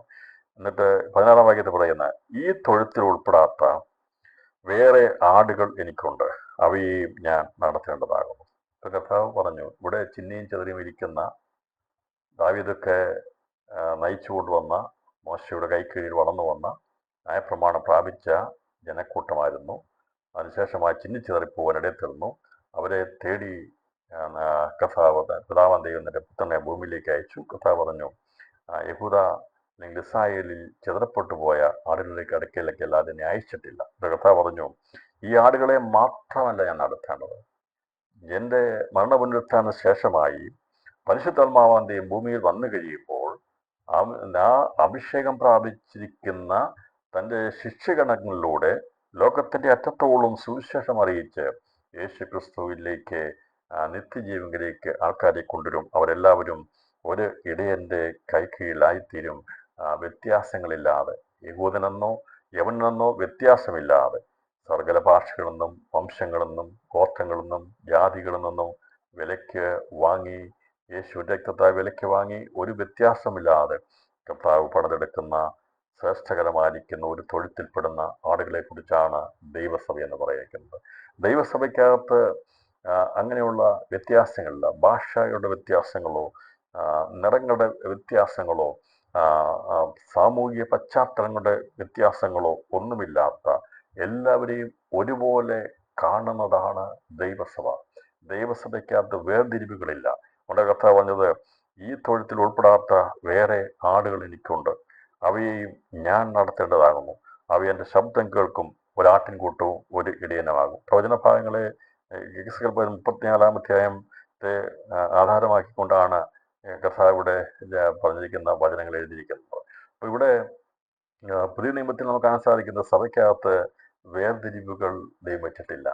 ആ വേർതിരിവെന്ന നടിച്ചുവറിനെ ദൈവം ഇടിച്ചു കളഞ്ഞു. തൻ്റെ ശരീരമെന്ന തിരശ്ശീല ചിന്തി അന്ന് വരെ വേർതിരിച്ചിരുന്ന ഒരൊറ്റയാട്ടിൻകൂട്ടം എന്നുള്ള ആ ദൈവത്തിന് സ്വന്തം ജനമായ നിസ്സായ എന്നുള്ള ചിന്ത, യഹൂദനെ കുറിച്ച് മാത്രമുള്ള ചിന്തയിൽ നിന്ന് അത് മാറ്റി ലോകത്തിലുള്ള സകല മനുഷ്യരെയും ക്രിസ്തുവിൽ ഒന്നാക്കി തീർത്ത ആ യേശു ക്രിസ്തുവിൻ്റെ മരണത്തിൻ്റെ അന്ന് അത് സാധിച്ചെടുക്കുവാൻ ഇടയായി തന്നു. നമ്മുടെ കഥ പറഞ്ഞത്, അത് നടക്കുന്നവരെയും എനിക്ക് അവിടേക്ക് പോകാൻ കഴിയത്തില്ല. എന്തുകൊണ്ടാണ് കർത്താവ് ജാതിയിടയിലേക്ക് പോയി അവരാതിരുന്നത്? ഈ ഇടിച്ചു കളയണമായിരുന്നു. അത് സ്ഥാപിക്കപ്പെട്ടതാണ്. അത് സ്ഥാപിക്കപ്പെട്ടത് മറ്റാരാലുമല്ല, ദൈവത്താൽ തന്നെ സ്ഥാപിക്കപ്പെട്ടതാണ്. ഇസ്രായേൽ എന്ന രാഷ്ട്രത്തെ ദൈവം മറ്റ് ജാതികളിൽ നിന്ന് മാറ്റി അവരെ ഭൂമിയുടെ മധ്യഭാഗത്താക്കി വെച്ച് അവർക്ക് ശ്രേഷ്ഠകരമായ പദവികൾ ഭൗമികമായിട്ടുള്ള ബന്ധത്തിൽ കൊടുത്തു. അവരെ ദൈവം കരുതി വെച്ചിരുന്നു. എന്നാൽ ആ വേർതിരിവ് ഇടിയപ്പെടണമെങ്കിൽ യേശുക്രിസ്തുവിന്റെ ശരീരം ചീന്തപ്പെടണമായിരുന്നു. അന്ന് വരെയും അത് ചീന്തപ്പെടാത്തതുകൊണ്ടാണ് യേശുക്രിസ്തുവിനെ ഇസ്രായേലിലേക്ക് അല്ലാതെ മറ്റു സ്ഥലത്തേക്ക് അയച്ചിട്ടില്ല എന്ന് പറഞ്ഞത്. അപ്പോൾ കർത്താവ് പറഞ്ഞതിൻ്റെ അകത്തൊക്കെ വളരെ ആഴമേറിയ കാര്യം. നമ്മൾ വിചാരിക്കും എന്തുകൊണ്ടാണ് കർത്താവ് വന്നപ്പോൾ ഇന്ത്യ വിടാഞ്ഞത്, എന്തുകൊണ്ടാണ് റഷ്യയിൽ പോകാഞ്ഞത്, എന്തുകൊണ്ടാണ് അല്ലെങ്കിൽ അന്നുള്ള മറ്റുള്ള ഭൂഖണ്ഡങ്ങളിൽ പോകാതെ എന്തുകൊണ്ടാന്ന് ചോദിച്ചാൽ അന്ന് വരെ നടിച്ചുവർ ഇടിച്ചു കളഞ്ഞിരുന്നില്ല. എഫെസ്യലേഖനത്തിൽ പറഞ്ഞിരിക്കുന്ന ആ നടിച്ചുവർ ഇടിച്ചു കളയാതെ അവിടേക്ക് പോകുവാൻ കഴിയത്തില്ല. എഫെസ്യലേഖനം 2-ാം അധ്യായം അതിൻ്റെ 11 മുതൽ വാക്യങ്ങൾ ഞാൻ വായിക്കാം. ആകയാൽ നിങ്ങൾ മുമ്പേ പ്രകൃതിയാൽ ജാതികളായിരുന്നു, ജഡത്തിൽ കയ്യാലുള്ള പരിച്ഛേദനയേറ്റ പരിച്ഛേദനക്കാർ എന്ന പേരുള്ളവരാൽ അഗ്രജന്മക്കാർ എന്ന് വിളിക്കപ്പെട്ടിരുന്നു. അക്കാലത്ത് നിങ്ങൾ ക്രിസ്തുവിനെ കൂടാതെയുള്ളവരും ഇസ്രായേൽ പൗരതയോട് ബന്ധമില്ലാത്തവരും വാഗ്ദത്തത്തിന്റെ നിയമങ്ങൾക്ക് അന്യരും പ്രത്യാശയില്ലാത്തവരും ലോകത്തിൽ ദൈവമില്ലാത്തവരുമായിരുന്നു എന്ന് ഓർത്തുകൊള്ളിൻ. ലോകത്തിൽ ദൈവങ്ങളുള്ളവരായിരുന്നു, ദൈവമില്ലാത്തവരായിരുന്നു. എണ്ണിക്കൂടാൻ കഴിയാത്ത ദൈവങ്ങളുടെ പേരുകളുണ്ട് ലോകത്തിൽ. പക്ഷെ എന്നാൽ ഏക സത്യദൈവത്തെക്കുറിച്ചുള്ള ചിന്ത ഇല്ലാത്തവരായിരുന്നു. കൊണ്ടാ പറയുന്നത് ലോകത്തിൽ ദൈവമില്ലാത്തവരുമായിരുന്നു. ലോകത്തിൽ ദൈവം ഇല്ല എന്ന ഏകവചനത്തിലുള്ള ദൈവം, സർവശക്തനായ ജീവനുള്ള ദൈവം ഇല്ലാത്തവരായിരുന്നു. എന്നാൽ കോടിക്കണക്കിന് എണ്ണിയാൽ തീരാത്ത ദൈവങ്ങൾ ലോകത്തിലുണ്ട്. പക്ഷേ കർത്താവ് പറഞ്ഞു അങ്ങനെ ഉള്ളവർക്ക് പ്രത്യാശയില്ല. ഏത് ദൈവത്തിൽ വിശ്വസിക്കണം, ആരോട് പ്രാർത്ഥിക്കണമെന്നറിയാത്തവർക്ക് പ്രത്യാശയില്ല. എന്നാൽ ഏകസത്യ ദൈവമായ ദൈവത്തെ കണ്ടെത്തുവാൻ ഭാഗ്യം ലഭിച്ചു കഴിഞ്ഞപ്പോൾ നാം കാണുന്ന എല്ലാത്തിനോടുമല്ല പ്രാർത്ഥിക്കുന്നത്. നമുക്ക് ദൈവം എന്നുള്ള യഥാർത്ഥമായ ദൈവത്തെ വെളിപ്പെടുത്തി കിട്ടിയത് കൊണ്ടാണ് നമ്മുടെ പ്രാർത്ഥന യേശുക്രിസ്തുവിന്റെ നാമത്തിൽ നാം പ്രാർത്ഥിച്ച്, പരിശുദ്ധാത്മാവിൽ പ്രാർത്ഥിച്ച് പിതാവാൻ ദൈവത്തോട് പ്രാർത്ഥിക്കുന്നത്. പിതാവ് എൻ്റെ നാമത്തിൽ പ്രാർത്ഥിക്കുകയും പിതാവാൻ ദൈവത്തോട് എൻ്റെ നാമത്തിൽ പരിശുദ്ധമാവിൽ പ്രാർത്ഥിക്കണം. അപ്പോൾ ഇവിടെ പണ്ട് നമുക്ക് അങ്ങനെ ഇല്ലായിരുന്നു. അവർ പറയുകയാണ് അവർ വാക്തത്വ നിയമങ്ങൾക്ക് അന്യരും. എന്നാൽ ഇസ്രായേലിൽ നിന്നും യഹോവയാൻ ദൈവത്തെക്കുറിച്ച് വെളിപ്പാടുണ്ടായതുകൊണ്ട് അവർ തെറ്റിപ്പോകാതിരിക്കുന്ന കാലത്തോളം ഏകസത്യ ദൈവത്തിൽ യഹോവയാൻ ദൈവത്തെ ആരാധിച്ചു വന്നവരായിരുന്നു. എന്നാൽ ആ ഒരു ബന്ധമായിരുന്നില്ല മറ്റു ജാതികൾക്കുണ്ടായിരുന്നത്. അന്ന് അവരെല്ലാം പ്രകൃതിയാൽ ജാതികളായിരുന്നു, ദൈവത്തിൽ നിന്ന് അകന്നു പോയവരായിരുന്നു, ദൂരസ്ഥരായിരുന്നു. എന്നാൽ യേശുക്രിസ്തു ദൈവമായ കർത്താവ് സകല മനുഷ്യരെ സ്നേഹിച്ചപ്പോൾ അതിൻ്റെ സമയം വരുന്നവരെയും ദൈവം കാത്തിരിക്കുകയായിരുന്നു. അപ്പോൾ അന്യരായിരുന്നു, പ്രത്യാശയില്ലാത്തവരും ലോകത്തിൽ ദൈവമില്ലാത്തവരായിരുന്നു. പ്രിയപ്പെട്ടവർ, നമ്മുടെ ജീവിതത്തിൻ്റെ ഏറ്റവും വലിയ നിരാശകളോ പ്രശ്നങ്ങൾ വരുമ്പോഴും നമ്മുടെ അകത്ത് ദൈവം കത്തിച്ചിരിക്കുന്ന പ്രത്യാശ മങ്ങിപ്പോകത്തില്ല, അത് വർദ്ധിച്ചു വരികയുള്ളൂ. നമുക്ക് പ്രത്യാശയുണ്ട്. അപ്പോൾ ഇവിടെ അന്നില്ലാതിരുന്നത് നമുക്കിന്നുണ്ട്. എന്തൊക്കെയാണ് നമുക്കുള്ളത്? അക്കാലത്ത് ഞങ്ങൾ ക്രിസ്തുവിനെ കൂടാതെ ഉള്ളവരായിരുന്നു, പക്ഷേ ഇക്കാലത്ത് ഇപ്പോൾ നാം ക്രിസ്തുവിൻ ഉള്ളവരാണ്. നമുക്ക് ഇസ്രായേൽ പൗരതയോട് ഭൗതികമായിട്ട് ബന്ധമില്ലെങ്കിലും ആത്മീയ ഇസ്രായേലാകുന്നതോട് നമുക്ക് ബന്ധമുണ്ട്. നമുക്ക് വാക്യത്തിന്റെ നിയമങ്ങൾക്ക് നാം അന്യരല്ല, അവകാശികളാണ്. നാം പ്രത്യാശ ഇല്ലാത്തവരല്ല, പ്രത്യാശ ഉള്ളവരാണ്. നാം ലോകത്തിൽ ദൈവം ഇല്ലാത്തവരല്ല, ഏക സത്യദൈവമായ ദൈവത്തിൽ വിശ്വസിക്കുന്നവരാണ്.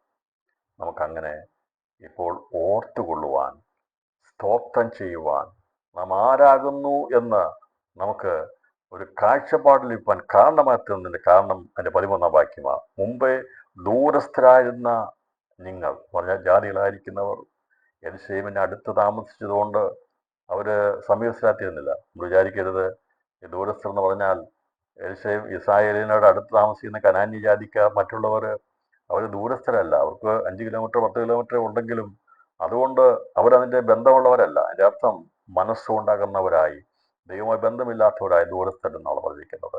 ബാങ്കിൻ്റെ അടുത്ത് കിടക്കുകയാണ്, അക്കൗണ്ട് ഇല്ലെങ്കിൽ ബാങ്കിൻ്റെ അടുത്ത് കിടന്നിട്ട് ബാങ്കിൻ്റെ സമീപസ്ഥ എന്ന് പറഞ്ഞൊരു കാര്യമുണ്ടോ? ഇല്ല. നമ്മൾ ബാങ്കുമായിട്ട് അന്യര, ഒരു ബന്ധവുമില്ല, ദൂരസ്ഥര. സ്കൂളിനടുത്ത് കിടന്നുകൊണ്ട് അഡ്മിഷൻ കിട്ടിയിട്ടില്ലെങ്കിൽ നമുക്കതുകൊണ്ട് പ്രയോജനമില്ല. സ്കൂളിനടുത്ത് ആണെന്നേ പറയാൻ പറ്റുള്ളൂ, ബാങ്കിൻ്റെ അടുത്താണെന്നേ പറയാൻ പറ്റത്തുള്ളൂ. അപ്പോൾ ഇവിടെ എന്താ പറഞ്ഞിരിക്കുന്നത്? അടുത്ത് കിടക്കുന്നത് കൊണ്ടല്ല. ദൂരസ്ഥർ എന്ന് പറയുമ്പോൾ ദൈവത്തിൽ നകന്നവരായിരുന്നു. മുമ്പേ ദൂരസ്ഥരായിരുന്ന നിങ്ങളിപ്പോൾ ക്രിസ്തുയേശുവിൽ ക്രിസ്തുവിൻ്റെ രക്തത്താൽ സമീപസ്ഥരായി തീർന്നു. അവൻ നമ്മുടെ സമാധാനം. അവൻ ഇരുപക്ഷത്തെയും ഒന്നാക്കി ചട്ടങ്ങളും കൽപ്പനകളും ആയ ന്യായപ്രമാണമെന്ന ശത്രുത്വം തൻ്റെ ജഡത്താൽ നീക്കി വേർപാടിൻ്റെ നടിച്ചുവർ ഇടിച്ചു കളഞ്ഞ് സമാധാനമുണ്ടാക്കിക്കൊണ്ട് ഇരുപക്ഷത്തെയും തന്നിൽ ഒരേ പുതുമനുഷ്യനാക്കി സൃഷ്ടിപ്പാനും ക്രൂശിൽ വെച്ച് ശത്രുത്വം ഇല്ലാതാക്കി അതിനാൽ ഇരുപക്ഷത്തെയും ഏകശരീരത്തെ ദൈവത്തോട് നിരപ്പിപ്പാനും തന്നെ അവൻ വന്നു. ദൂരത്തായിരുന്ന നിങ്ങൾക്ക് സമാധാനവും സമീപത്തുള്ള അവർക്ക് സമാധാനവും സുവിശേഷിച്ചു. അവൻ മുഖാന്തരം നമുക്ക് ഇരുപക്ഷക്കാർക്കും ഏകാത്മാവിനാൽ പിതാവിങ്കിലേക്ക് പ്രവേശനമുണ്ട്. ആകയാൽ നിങ്ങൾ ഇനി അന്യന്മാരും പരദേശികളുമല്ല, വിശുദ്ധന്മാരുടെ സഹപൗരന്മാരും ദൈവത്തിന്റെ ഭവനക്കാരും അത്രേ. ക്രിസ്തു എന്ന് പറഞ്ഞ് വളരെ വ്യക്തമായി പൗലോസ് അപ്പോസ്തലൻ രേഖപ്പെടുത്തുകയാണ്. ഒരു കാലത്ത് പൗലോസ് ഈ ദൈവത്തിന്റെ സമീപസ്ഥനായിരുന്നു, അല്ലെങ്കിൽ ഇസ്രായേൽ ജാതിയായിരിക്കുന്നത് ശ്രേഷ്ഠജാതി അല്ലാതെ മറ്റാർക്കും ഈ ദൈവവുമായി ബന്ധമില്ല. ആ പഠിപ്പിക്കുന്നതിനായി ഏത് പ്രവൃത്തി വന്നാലും അതിനെതിരെ ശക്തമായി എതിർക്കുന്നതായ ശൗലിനെ ദൈവം സന്ദർശിച്ച് ദൈവത്തെ ക്രിസ്തുവിനെ വെളിപ്പെടുത്തി കഴിഞ്ഞപ്പോൾ, പിതാവാം ദൈവത്തെക്കുറിച്ചും പരിശുദ്ധന്മാരെക്കുറിച്ചുള്ള കാഴ്ചപ്പാട് ലഭിച്ചു കഴിഞ്ഞപ്പോൾ അവന് മനസ്സിലായി ആ ശത്രുത്വം തൻ്റെ ജഡത്താൽ നീക്കിക്കളഞ്ഞത് ക്രിസ്തു മുഖാന്തരമാണ്. അതുകൊണ്ടാണ് യേശുവിനെ ഇസ്രായേൽ എന്ന രാഷ്ട്രത്തിൽ മാത്രം നിർത്തിക്കൊണ്ട്, കാണാതെ പോയ ഇസ്രായേൽ ഗൃഹത്തിന്റെ ആടുകളുടെ അടുക്കിലേക്കല്ലാതെ എന്നെ പിതാവാം ദൈവം അയച്ചിട്ടില്ല എന്ന് പറഞ്ഞതിന്റെ കാരണം, യേശു ക്രിസ്തു ഈ നടിച്ചുവർ ഇടിച്ചു കളയുന്നവരെയും അവനവിടേക്ക് പ്രവേശിക്കാൻ കഴിയത്തില്ലായിരുന്നു. അതുകൊണ്ടാണ്. എന്നാൽ ആ നടിച്ചുവർ ക്രൂശിൽ ഇടിച്ചു കളഞ്ഞതിന് ശേഷമാണ് സർവ്വജാതികളിലേക്ക് സുവിശേഷം പകർന്നത്. രാത്രി മനസ്സിലായി വിചാരിക്കുന്നു. നമ്മൾ വിചാരിക്കും എന്തുകൊണ്ടാണ് പിതാവാൻ ദൈവം തന്റെ പുത്രനെ ഭൂമിയിലേക്ക് അയച്ചപ്പോൾ ഇസ്രായേലിൽ കാണാതെ പോയ ആളുകളുടെ അടുക്കിലേക്കല്ല എന്നെ അയച്ചിട്ടില്ല എന്ന് യേശു സുലേബേക്കാരി സ്ത്രീയോട് പറഞ്ഞു. എന്നെ അയച്ചിട്ടില്ല, എന്നെ അയച്ചിരിക്കുന്നത് ഇസ്രായേൽ ജനത്തിന് വേണ്ടിയാ. എന്ന് പറഞ്ഞാൽ ഇസ്രായേൽ ജനത്തിന് വേണ്ടി എന്നല്ല എൻ്റെ അർത്ഥം. ഇവിടെ പറഞ്ഞതിന്റെ അർത്ഥം ദൂരസ്ഥരായിരിക്കുന്നവരെ സമീപസ്ഥരാക്കി തീർക്കാനാണ് വന്നിരിക്കുന്നത്. പക്ഷെ അങ്ങനെ വരുന്നതിന് ഈ വചനം കൊണ്ട് പ്രസംഗം കൊണ്ട് മാത്രമാകത്തില്ല. ആ നടിച്ചുവർ പണ്ട് വെച്ചിരിക്കുന്ന ശത്രുത്വം നീക്കണമെങ്കിൽ തൻ്റെ ശരീരം കൊണ്ട് അത് തകർക്കപ്പെടണമായിരുന്നു. തൻ്റെ ജഡത്താൽ നീക്കി ആ യേശു ക്രിസ്തു വഴിയായി തീർന്നു. ദൂരസ്ഥരായിരുന്ന നമുക്കും സമീപസ്ഥരായിരിക്കുന്ന നമുക്കും, നിഴലായിരുന്ന സമീപസ്ഥരായിരുന്ന ഇസ്രായേലിനും ദൂരസ്ഥരായിരുന്ന നമുക്കും പിതാവിങ്കിലേക്കുള്ള പ്രവേശന മാർഗമായി യേശു ക്രിസ്തു തൻ്റെ ശരീരമെന്ന തിരശ്ശീല ചീന്തിയാണ് പൊതുജീവന്റെ വഴി തുറന്നുകൊണ്ട് ഇരുപക്ഷക്കാർക്കും ഏകാത്മാവിനാൽ പിതാവിങ്കിലേക്ക് പ്രവേശനമുള്ളത്. ഇതാ ഞാൻ പറഞ്ഞല്ലോ, കഥ പറഞ്ഞിരിക്കുന്ന കാര്യങ്ങളെക്കുറിച്ചുള്ള വിശദീകരണമാണ് നമുക്ക് പുതിയ നിയമത്തിലെ ലേഖനങ്ങളിൽ കാണാൻ സാധിക്കുന്നത്. അപ്പോൾ യേശുവിനെ എന്തുകൊണ്ടാണ് ഇസ്രായേൽ മാത്രം അയച്ചത്? എന്നാൽ ശിഷ്യഗണത്തെ ദൈവം അവരെ പടിപടിയായി യെരൂശലേമിലും യെഹൂദയിലും ശമരിയിലും ലോകത്തിന്റെ അറ്റത്തോളം എൻ്റെ സാക്ഷികളാകുമെന്ന് പറഞ്ഞ് കർത്താവ് പറയാൻ കാരണം, ഈ നടിച്ചോരിടിച്ചു കളയപ്പെടുന്നവരെയും യേശു ക്രിസ്തു പറഞ്ഞത് മാറ്റമില്ലാത്തതാണ്. എന്നാൽ യഹൂദനെന്നോ യവനെന്നോ വ്യത്യാസമില്ലാതെ ഇരുപക്ഷത്തെ ഒന്നാക്കി ചേർക്കുവാൻ, അതുകൊണ്ട് കർത്താവ് പറഞ്ഞത്, ഈ തൊഴുത്തിൽപ്പെടാത്ത വേറെ ആടുകളും എനിക്കുണ്ട്. അന്ന് കർത്താവ് സംസാരിച്ചപ്പോൾ ഞാനും നിങ്ങളും അതിൽ ഉൾപ്പെട്ടിരുന്നു. രാത്രി പറഞ്ഞ കർത്താവെ, ഞങ്ങളെ തേടി വന്നതിൻ്റെ സ്നേഹത്തിനായി സ്തോത്രം ചെയ്യാം. യാതൊരു ബന്ധവുമില്ലാതിരുന്ന, ഇസ്രായേൽ പൗരതയോട് ബന്ധമില്ലാതിരുന്ന, ലേവ്യ പൗരോഹിത്യത്തോട് ബന്ധമില്ലാതിരുന്ന, യാതൊരു ബന്ധമില്ലാതിരുന്ന എന്നെ ഞങ്ങളെയും കർത്താവിൻ്റെ കൃപയാൽ നമ്മളെ കണ്ടുകൊണ്ട് കർത്താവ് ആ ബന്ധം ഉണ്ടാക്കി ദൂരസ്ഥരായി നമ്മെ സമീപസ്ഥരാക്കി തീർക്കുവാൻ യേശു തൻ്റെ ശരീരം ക്രൂശന്മേൽ ചീന്തപ്പെടുവാൻ ഇടയായിത്തീർന്നു. അത് ഏകാത്മാവിനാൽ നമുക്ക് പ്രവേശനം. അന്നുവരെയും ആ തിരശ്ശീല അവിടെ കിടക്കുകയായിരുന്നു. ഇസ്രായേലിലുള്ളവർക്കും അതിവിസ്ഥലത്തേക്ക് പ്രവേശിക്കാൻ കഴിയത്തില്ലായിരുന്നു, ദൂരസ്ഥരായ കഴിയത്തില്ലായിരുന്നു. എന്നാൽ ദൈവത്തിന്റെ കൃപയാൽ ഇരുപക്ഷക്കാർക്കും നടിച്ചൊടിച്ചു കളഞ്ഞ് ശത്രുത്വം നീക്കി ആ ജീവനുള്ള പുതുവഴി തൻ്റെ ശരീരമെന്ന തിരശ്ശീലൂടെ തുറന്നതുകൊണ്ട് നമുക്ക് ഇരുപക്ഷക്കാർക്കും ഏകാത്മാവിൽ പിതാവിലേക്ക് പ്രവേശനമുണ്ട്. രാത്രിയിൽ സ്തോത്രം ചെയ്യണം. നാം എത്ര സ്തുതിച്ചാലും മതിയാകാത്തത്.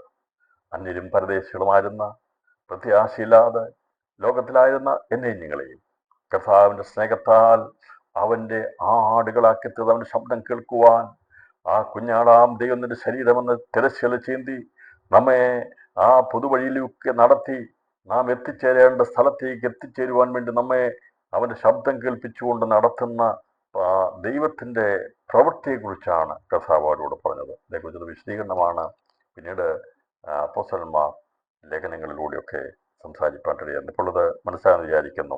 ഈ തൊഴിൽ ഉൾപ്പെടാത്ത വേറെ ആളുകൾ എനിക്കുണ്ട്, അവയെ ഞാൻ നടത്തേണ്ടതാകുന്നു, അവയെൻ്റെ ശബ്ദം കേൾക്കും. അവയുടെ ശബ്ദം കേൾക്കുന്നതിനാൽ അന്ന് യഹൂദൻ കേട്ടില്ലെങ്കിൽ യാതികളായിരിക്കും നമ്മൾ കേട്ടല്ലോ, നമ്മൾ വിശ്വസിച്ചല്ലോ. ഇതിൻ്റെ അകത്ത് ദൈവത്തിൻ്റെ കൃപയാൽ നമുക്കത് കേൾക്കുവാൻ മനസ്സിലാകുവാൻ സത്യമാണെന്ന് മനസ്സിലായപ്പോൾ പാരമ്പര്യങ്ങൾ വിട്ടെറിഞ്ഞ് മാറി വരുവാൻ കർത്താവ് സഹായിച്ചല്ലോ. അതിനകത്ത് പാരമ്പര്യ ക്രിസ്ത്യാനി എന്നോ അതിനകത്തുനിന്ന് ഏതെങ്കിലും ജാതികളെന്ന വ്യത്യാസമില്ല.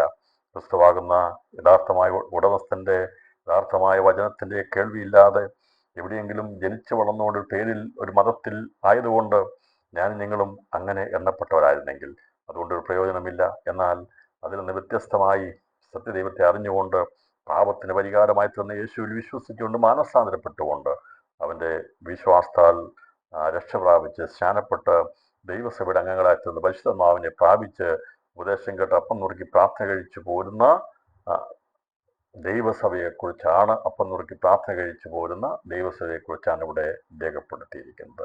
അതാണ് ഒരു ഇടയനും ഒരു കൂട്ടവുമാകും, ഒരാട്ടിൻ കൂട്ടവും ഒരു ഇടയനുമാകും.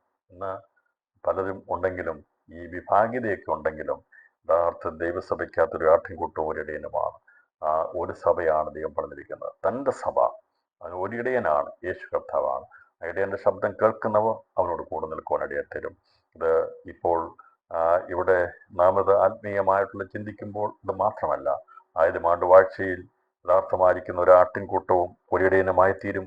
അന്ന് യേശു കർത്താവിടെ ദാവീദിന്റെ സിംഹാസനത്തിൽ അത് ഇരുന്ന് വാഴുവാൻ ഇടയാത്തരും. അന്ന് ഈ പറഞ്ഞിരിക്കുന്ന പ്രവചനം അതിന് നിവൃത്തികരണത്തിലേക്ക് എത്തുവാനും ഇടയാത്തരും. എൻ്റെ ജീവനെ വീണ്ടും പ്രാപിക്കേണ്ടതിന് ഞാൻ അതിനെ കൊടുക്കുന്നത് കൊണ്ട് പിതാവ് എന്നെ സ്നേഹിക്കുന്നു. പിതാവ് എന്തുകൊണ്ടാണ് തൻ്റെ പുത്രനെ സ്നേഹിക്കുന്നത്? പറഞ്ഞിരിക്കുന്നത് അത് പിതാവാൻ ദൈവം തന്നിരിക്കുന്ന ദൗത്യം ഒരു മടിയും കൂടാതെ അനുസരിക്കുന്ന പുത്രനായിരിക്കുന്ന ദൈവം ആമേനെന്ന് പറയുന്നവൻ അതങ്ങനെ തന്നെ ചെയ്യുവാനിടയാക്കുന്നതാണ് സ്നേഹം. അനുസരണവും സ്നേഹം തമ്മിൽ ബന്ധപ്പെട്ട് കിടക്കുക. അബ്രഹാം ഇസ്ഹാക്കിനെ കൊണ്ടുപോകുമ്പോൾ എതിർത്തില്ല, അവൻ കുതിരയോടിയില്ല. അബ്രഹാം എന്നെ യാഗമർപ്പിക്കുകയാണെങ്കിൽ അവനെ സന്തോഷിക്കുക ചെയ്യുന്നത്. അനുസരണത്തെ കാണിക്കുന്നു. അങ്ങനെയാണെങ്കിൽ പിതാവാൻ ദൈവം തൻ്റെ സകല മാനവംശത്തിനു വേണ്ടി ഒരു ശരീരം കാത്തിരുന്നു. ഇബ്രാഹിം പറഞ്ഞിരിക്കുന്നതാണ്, അവൻ ഒരു ശരീരം കാത്തിരുന്നു. ഒരു ജഡത്തെ യാഗങ്ങളും ഒന്നും താൻ ഇഷ്ടപ്പെട്ടില്ല, കനയാഗ വഴിപാട് നീ ഇച്ഛിച്ചില്ല. എന്നാൽ ഒരു ശരീരം നീ എനിക്ക് ഒരുക്കിയിരിക്കുന്നു. സർവാംഗ ഹോമങ്ങളിലും പാപയാഗങ്ങളിലും നീ പ്രസാദിച്ചില്ല. അപ്പോൾ ഞാൻ പറഞ്ഞിതാ ഞാൻ വരുന്നു, പുസ്തക ചുരുൾ എന്നെക്കുറിച്ച് എഴുതിയിരിക്കുന്നു. ദൈവമേ, നിന്റെ ഇഷ്ടം ചെയ്യുവാൻ ഞാൻ വരുന്നുവെന്ന് അവൻ പറയുന്നു. സങ്കീർത്തനം 40-ാം അധ്യായം 6 മുതൽ 8 വരെയുള്ള വാക്യങ്ങളെ അപ്പോസ്തലൻ പൗലോസ് എബ്രായർക്കെതിരെ 10-ാം അധ്യായത്തിൽ എടുത്ത് പ്രസ്താവിക്കുമ്പോൾ പറയുകയാണ്, ഹനനയാഗവും വഴിപാടും ദൈവം ഇച്ഛിച്ചില്ല, എന്നാൽ ഒരു ശരീരം നീ എനിക്കായി ഒരുക്കിയിരിക്കുന്നു. അപ്പോൾ ഈ വചനമാകുന്ന ക്രിസ്തു മുഖാന്തരമല്ലാതെ മനുഷ്യവംശത്തിന് പിതാവിൻ്റെ അടുക്കിലേക്ക് പ്രവേശിക്കാൻ കഴിയത്തില്ല എന്നുള്ളത് കൊണ്ട് ആ ഇഷ്ടം നിർവഹിക്കുവാൻ വേണ്ടിയാണ് യേശു പറഞ്ഞു. അതാ പറഞ്ഞിരിക്കുന്നത്, ഇതാ ഞാൻ വരുന്നു, പുസ്തക ചുരുളിൽ എന്നെക്കുറിച്ച് എഴുതിയിരിക്കുന്നു, പ്രവചനങ്ങളിൽ എന്നെക്കുറിച്ച് എഴുതിയിരിക്കുന്നു. മറ്റൊന്നുമല്ല എഴുതിയിരിക്കുന്നതെന്നറിയാമോ? നിന്റെ ഇഷ്ടം ചെയ്യുവാൻ ഞാൻ വരുന്നു. അതുകൊണ്ടാണ് ഇവിടെ പിതാവിൻ്റെ ഇഷ്ടമാണ് എൻ്റെ ജീവനെ വീണ്ടും പ്രാപിക്കേണ്ടതിന് ഞാൻ അതിനെ കൊടുക്കുന്നത് കൊണ്ട് പിതാവ് എന്നെ സ്നേഹിക്കുന്നു. പിതാവ് ഇഷ്ടപ്പെട്ടത് ശുദ്ധീകരണമായിരുന്നു. ദൈവത്തിൻ്റെ ഇഷ്ടമോ നമ്മുടെ ശുദ്ധീകരണം തന്നെ. അപ്പോൾ മനുഷ്യവംശത്തിൻ്റെ ശുദ്ധീകരണം ദൈവത്തിൻ്റെ ഇഷ്ടമാണ്.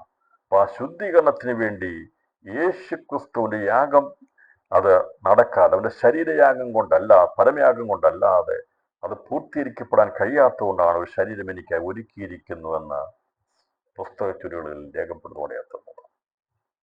പറഞ്ഞു, ആരും അതിനെ എന്നോട് എടുത്തു കളയുന്നതല്ല, ഞാൻ തന്നെ അതിനെ കൊടുക്കുന്നു. അതിനെ കൊടുപ്പാൻ എനിക്ക് അധികാരമുണ്ട്, വീണ്ടും പ്രാപിപ്പാൻ അധികാരമുണ്ട്. ഈ കൽപ്പന എൻ്റെ പിതാവിൽ നിന്ന് എനിക്ക് ലഭിച്ചിരിക്കുന്നു. പറഞ്ഞു, എന്നെ അയച്ചത് ഞാൻ വന്ന് നിൽക്കുമ്പോൾ നിങ്ങൾക്ക് എന്നെ ഏതുമില്ലാത്തതായിട്ട് തോന്നും. എനിക്ക് നിങ്ങളെപ്പോലുള്ള വസ്ത്രധാരണം കാണത്തില്ലായിരിക്കും. നിങ്ങളെപ്പോലുള്ള അങ്കികൾ എനിക്കില്ലായിരിക്കാം. ഞാൻ അങ്ങനെ ലോകത്തിലൊരു സ്ഥാന മഹിമയെടുത്ത് വന്നിട്ടില്ല. എന്നെ നിങ്ങൾ കാണുമ്പോൾ തച്ചൻ്റെ മകൻ എന്ന ചിന്തയായിരിക്കും ഞങ്ങൾക്കുള്ളത്. എന്നാൽ കഥ പറയുക, ഞാൻ ആരാകുന്നു? ഞാൻ നല്ല ഇടയനാ. ഞാൻ വന്നിരിക്കുന്നത് പുസ്തകച്ചുരുളിൽ എഴുതിയിട്ട് വെച്ചിട്ടില്ലേ? സംഗീതം 40 എഴുതി വെച്ചിട്ടില്ലേ? 46-8 വാക്യങ്ങൾ വായിച്ചു നോക്ക്. പറഞ്ഞു, ഈ പിതാവിന്റെ ഇഷ്ടം നിർവഹിക്കാൻ വേണ്ടി ഒരു ശരീരം ഒരുക്കി വെച്ചിരിക്കുന്ന ആ ശരീരമാണ് ഞാൻ. അവനാണ് എന്നെ അയച്ചിരിക്കുന്നത്. അത് എനിക്ക് തന്നിരിക്കുന്ന അധികാരമാണ്, എനിക്ക് തന്നിരിക്കുന്ന ദൗത്യമാണ്. അതാരും എന്നെ നിർബന്ധിച്ചിട്ടല്ല. അവൻ മരണത്തെ ആസ്വദിക്കുകയായിരുന്നു ചെയ്തത്. അവൻ മരണത്തെ ആസ്വദിച്ചു. നമ്മുടെ എല്ലാ പാപങ്ങളുടെ പരിഹാരത്തിന് വേണ്ടി പിതാവാം ദൈവത്തിന്റെ ഇഷ്ടപ്രകാരം നമ്മുടെ ശുദ്ധീകരണത്തിനായി തീരുവാൻ, യാഗമായി തീരുവാൻ വേണ്ടി മരണത്തെ ആസ്വദിച്ചവനാണ് യേശു ക്രിസ്തു. നിർബന്ധിച്ചേൽപ്പിച്ചതല്ല, അവൻ സ്വയമായി ഏൽപ്പിച്ചു കൊടുത്തതാണ്. അതെ, കർത്താവായ യേശു ക്രിസ്തു ലോകത്തിൽ വന്ന് യാഗമായി തീരുവാൻ വേണ്ടിയാ, സൗരഭ്യയാഗമായി തീരുവാൻ വേണ്ടിയാ. അതുകൊണ്ടാണ് അവൻ മരണത്തെ ആസ്വദിച്ചു എന്ന് ഇബ്രായ ലേഖനത്തിൽ രേഖപ്പെടുത്തിയിരിക്കുന്നത്. പറയാണ്, അതിനെ എന്നോട് എടുത്തു കളയുന്നില്ല, ഞാൻ തന്നെ അതിനെ കൊടുക്കുന്നു. അതിനെയാണ് സ്വയം അർപ്പിതമായി തീരുക എന്ന് പറഞ്ഞിരിക്കുന്നത്, നിർബന്ധിച്ചല്ല. ഈ ദൗത്യം പിതാവിന്റെ ഇഷ്ടത്തെ പൂർത്തീകരിക്കുക എന്നുള്ളത് ആ ഒബീഡിയന്റ് ആയിരിക്കുന്ന, അനുസരണമായിരിക്കുന്ന പുത്രനാകുന്ന വചനത്തിന്റെ അത് ആഗ്രഹമായിരുന്നു. പിതാവിന്റെ ഇഷ്ടം സബലീകരിക്കുന്നതിനെയാണ് സ്നേഹമെന്ന് പറയുന്നത്. ആ സ്നേഹമാണ് മനുഷ്യനിൽ പകർന്നിരിക്കുന്നത്. എന്താണെന്ന് മനസ്സിലായല്ലോ പിതാവിന്റെ സ്നേഹം. പിതാവിന്റെ സ്നേഹം നമ്മുടെ ശുദ്ധീകരണമായിരുന്നു. മനുഷ്യൻ എന്നും പാപത്തിൽ കിടന്ന് നരകിക്കാൻ പാടില്ല. അവൻ ശത്രുവിന്റെ അടിമത്തത്തിൽ കിടക്കാൻ പാടില്ല. അവൻ നിരാശയുള്ളവനായി തീരാൻ പാടില്ല.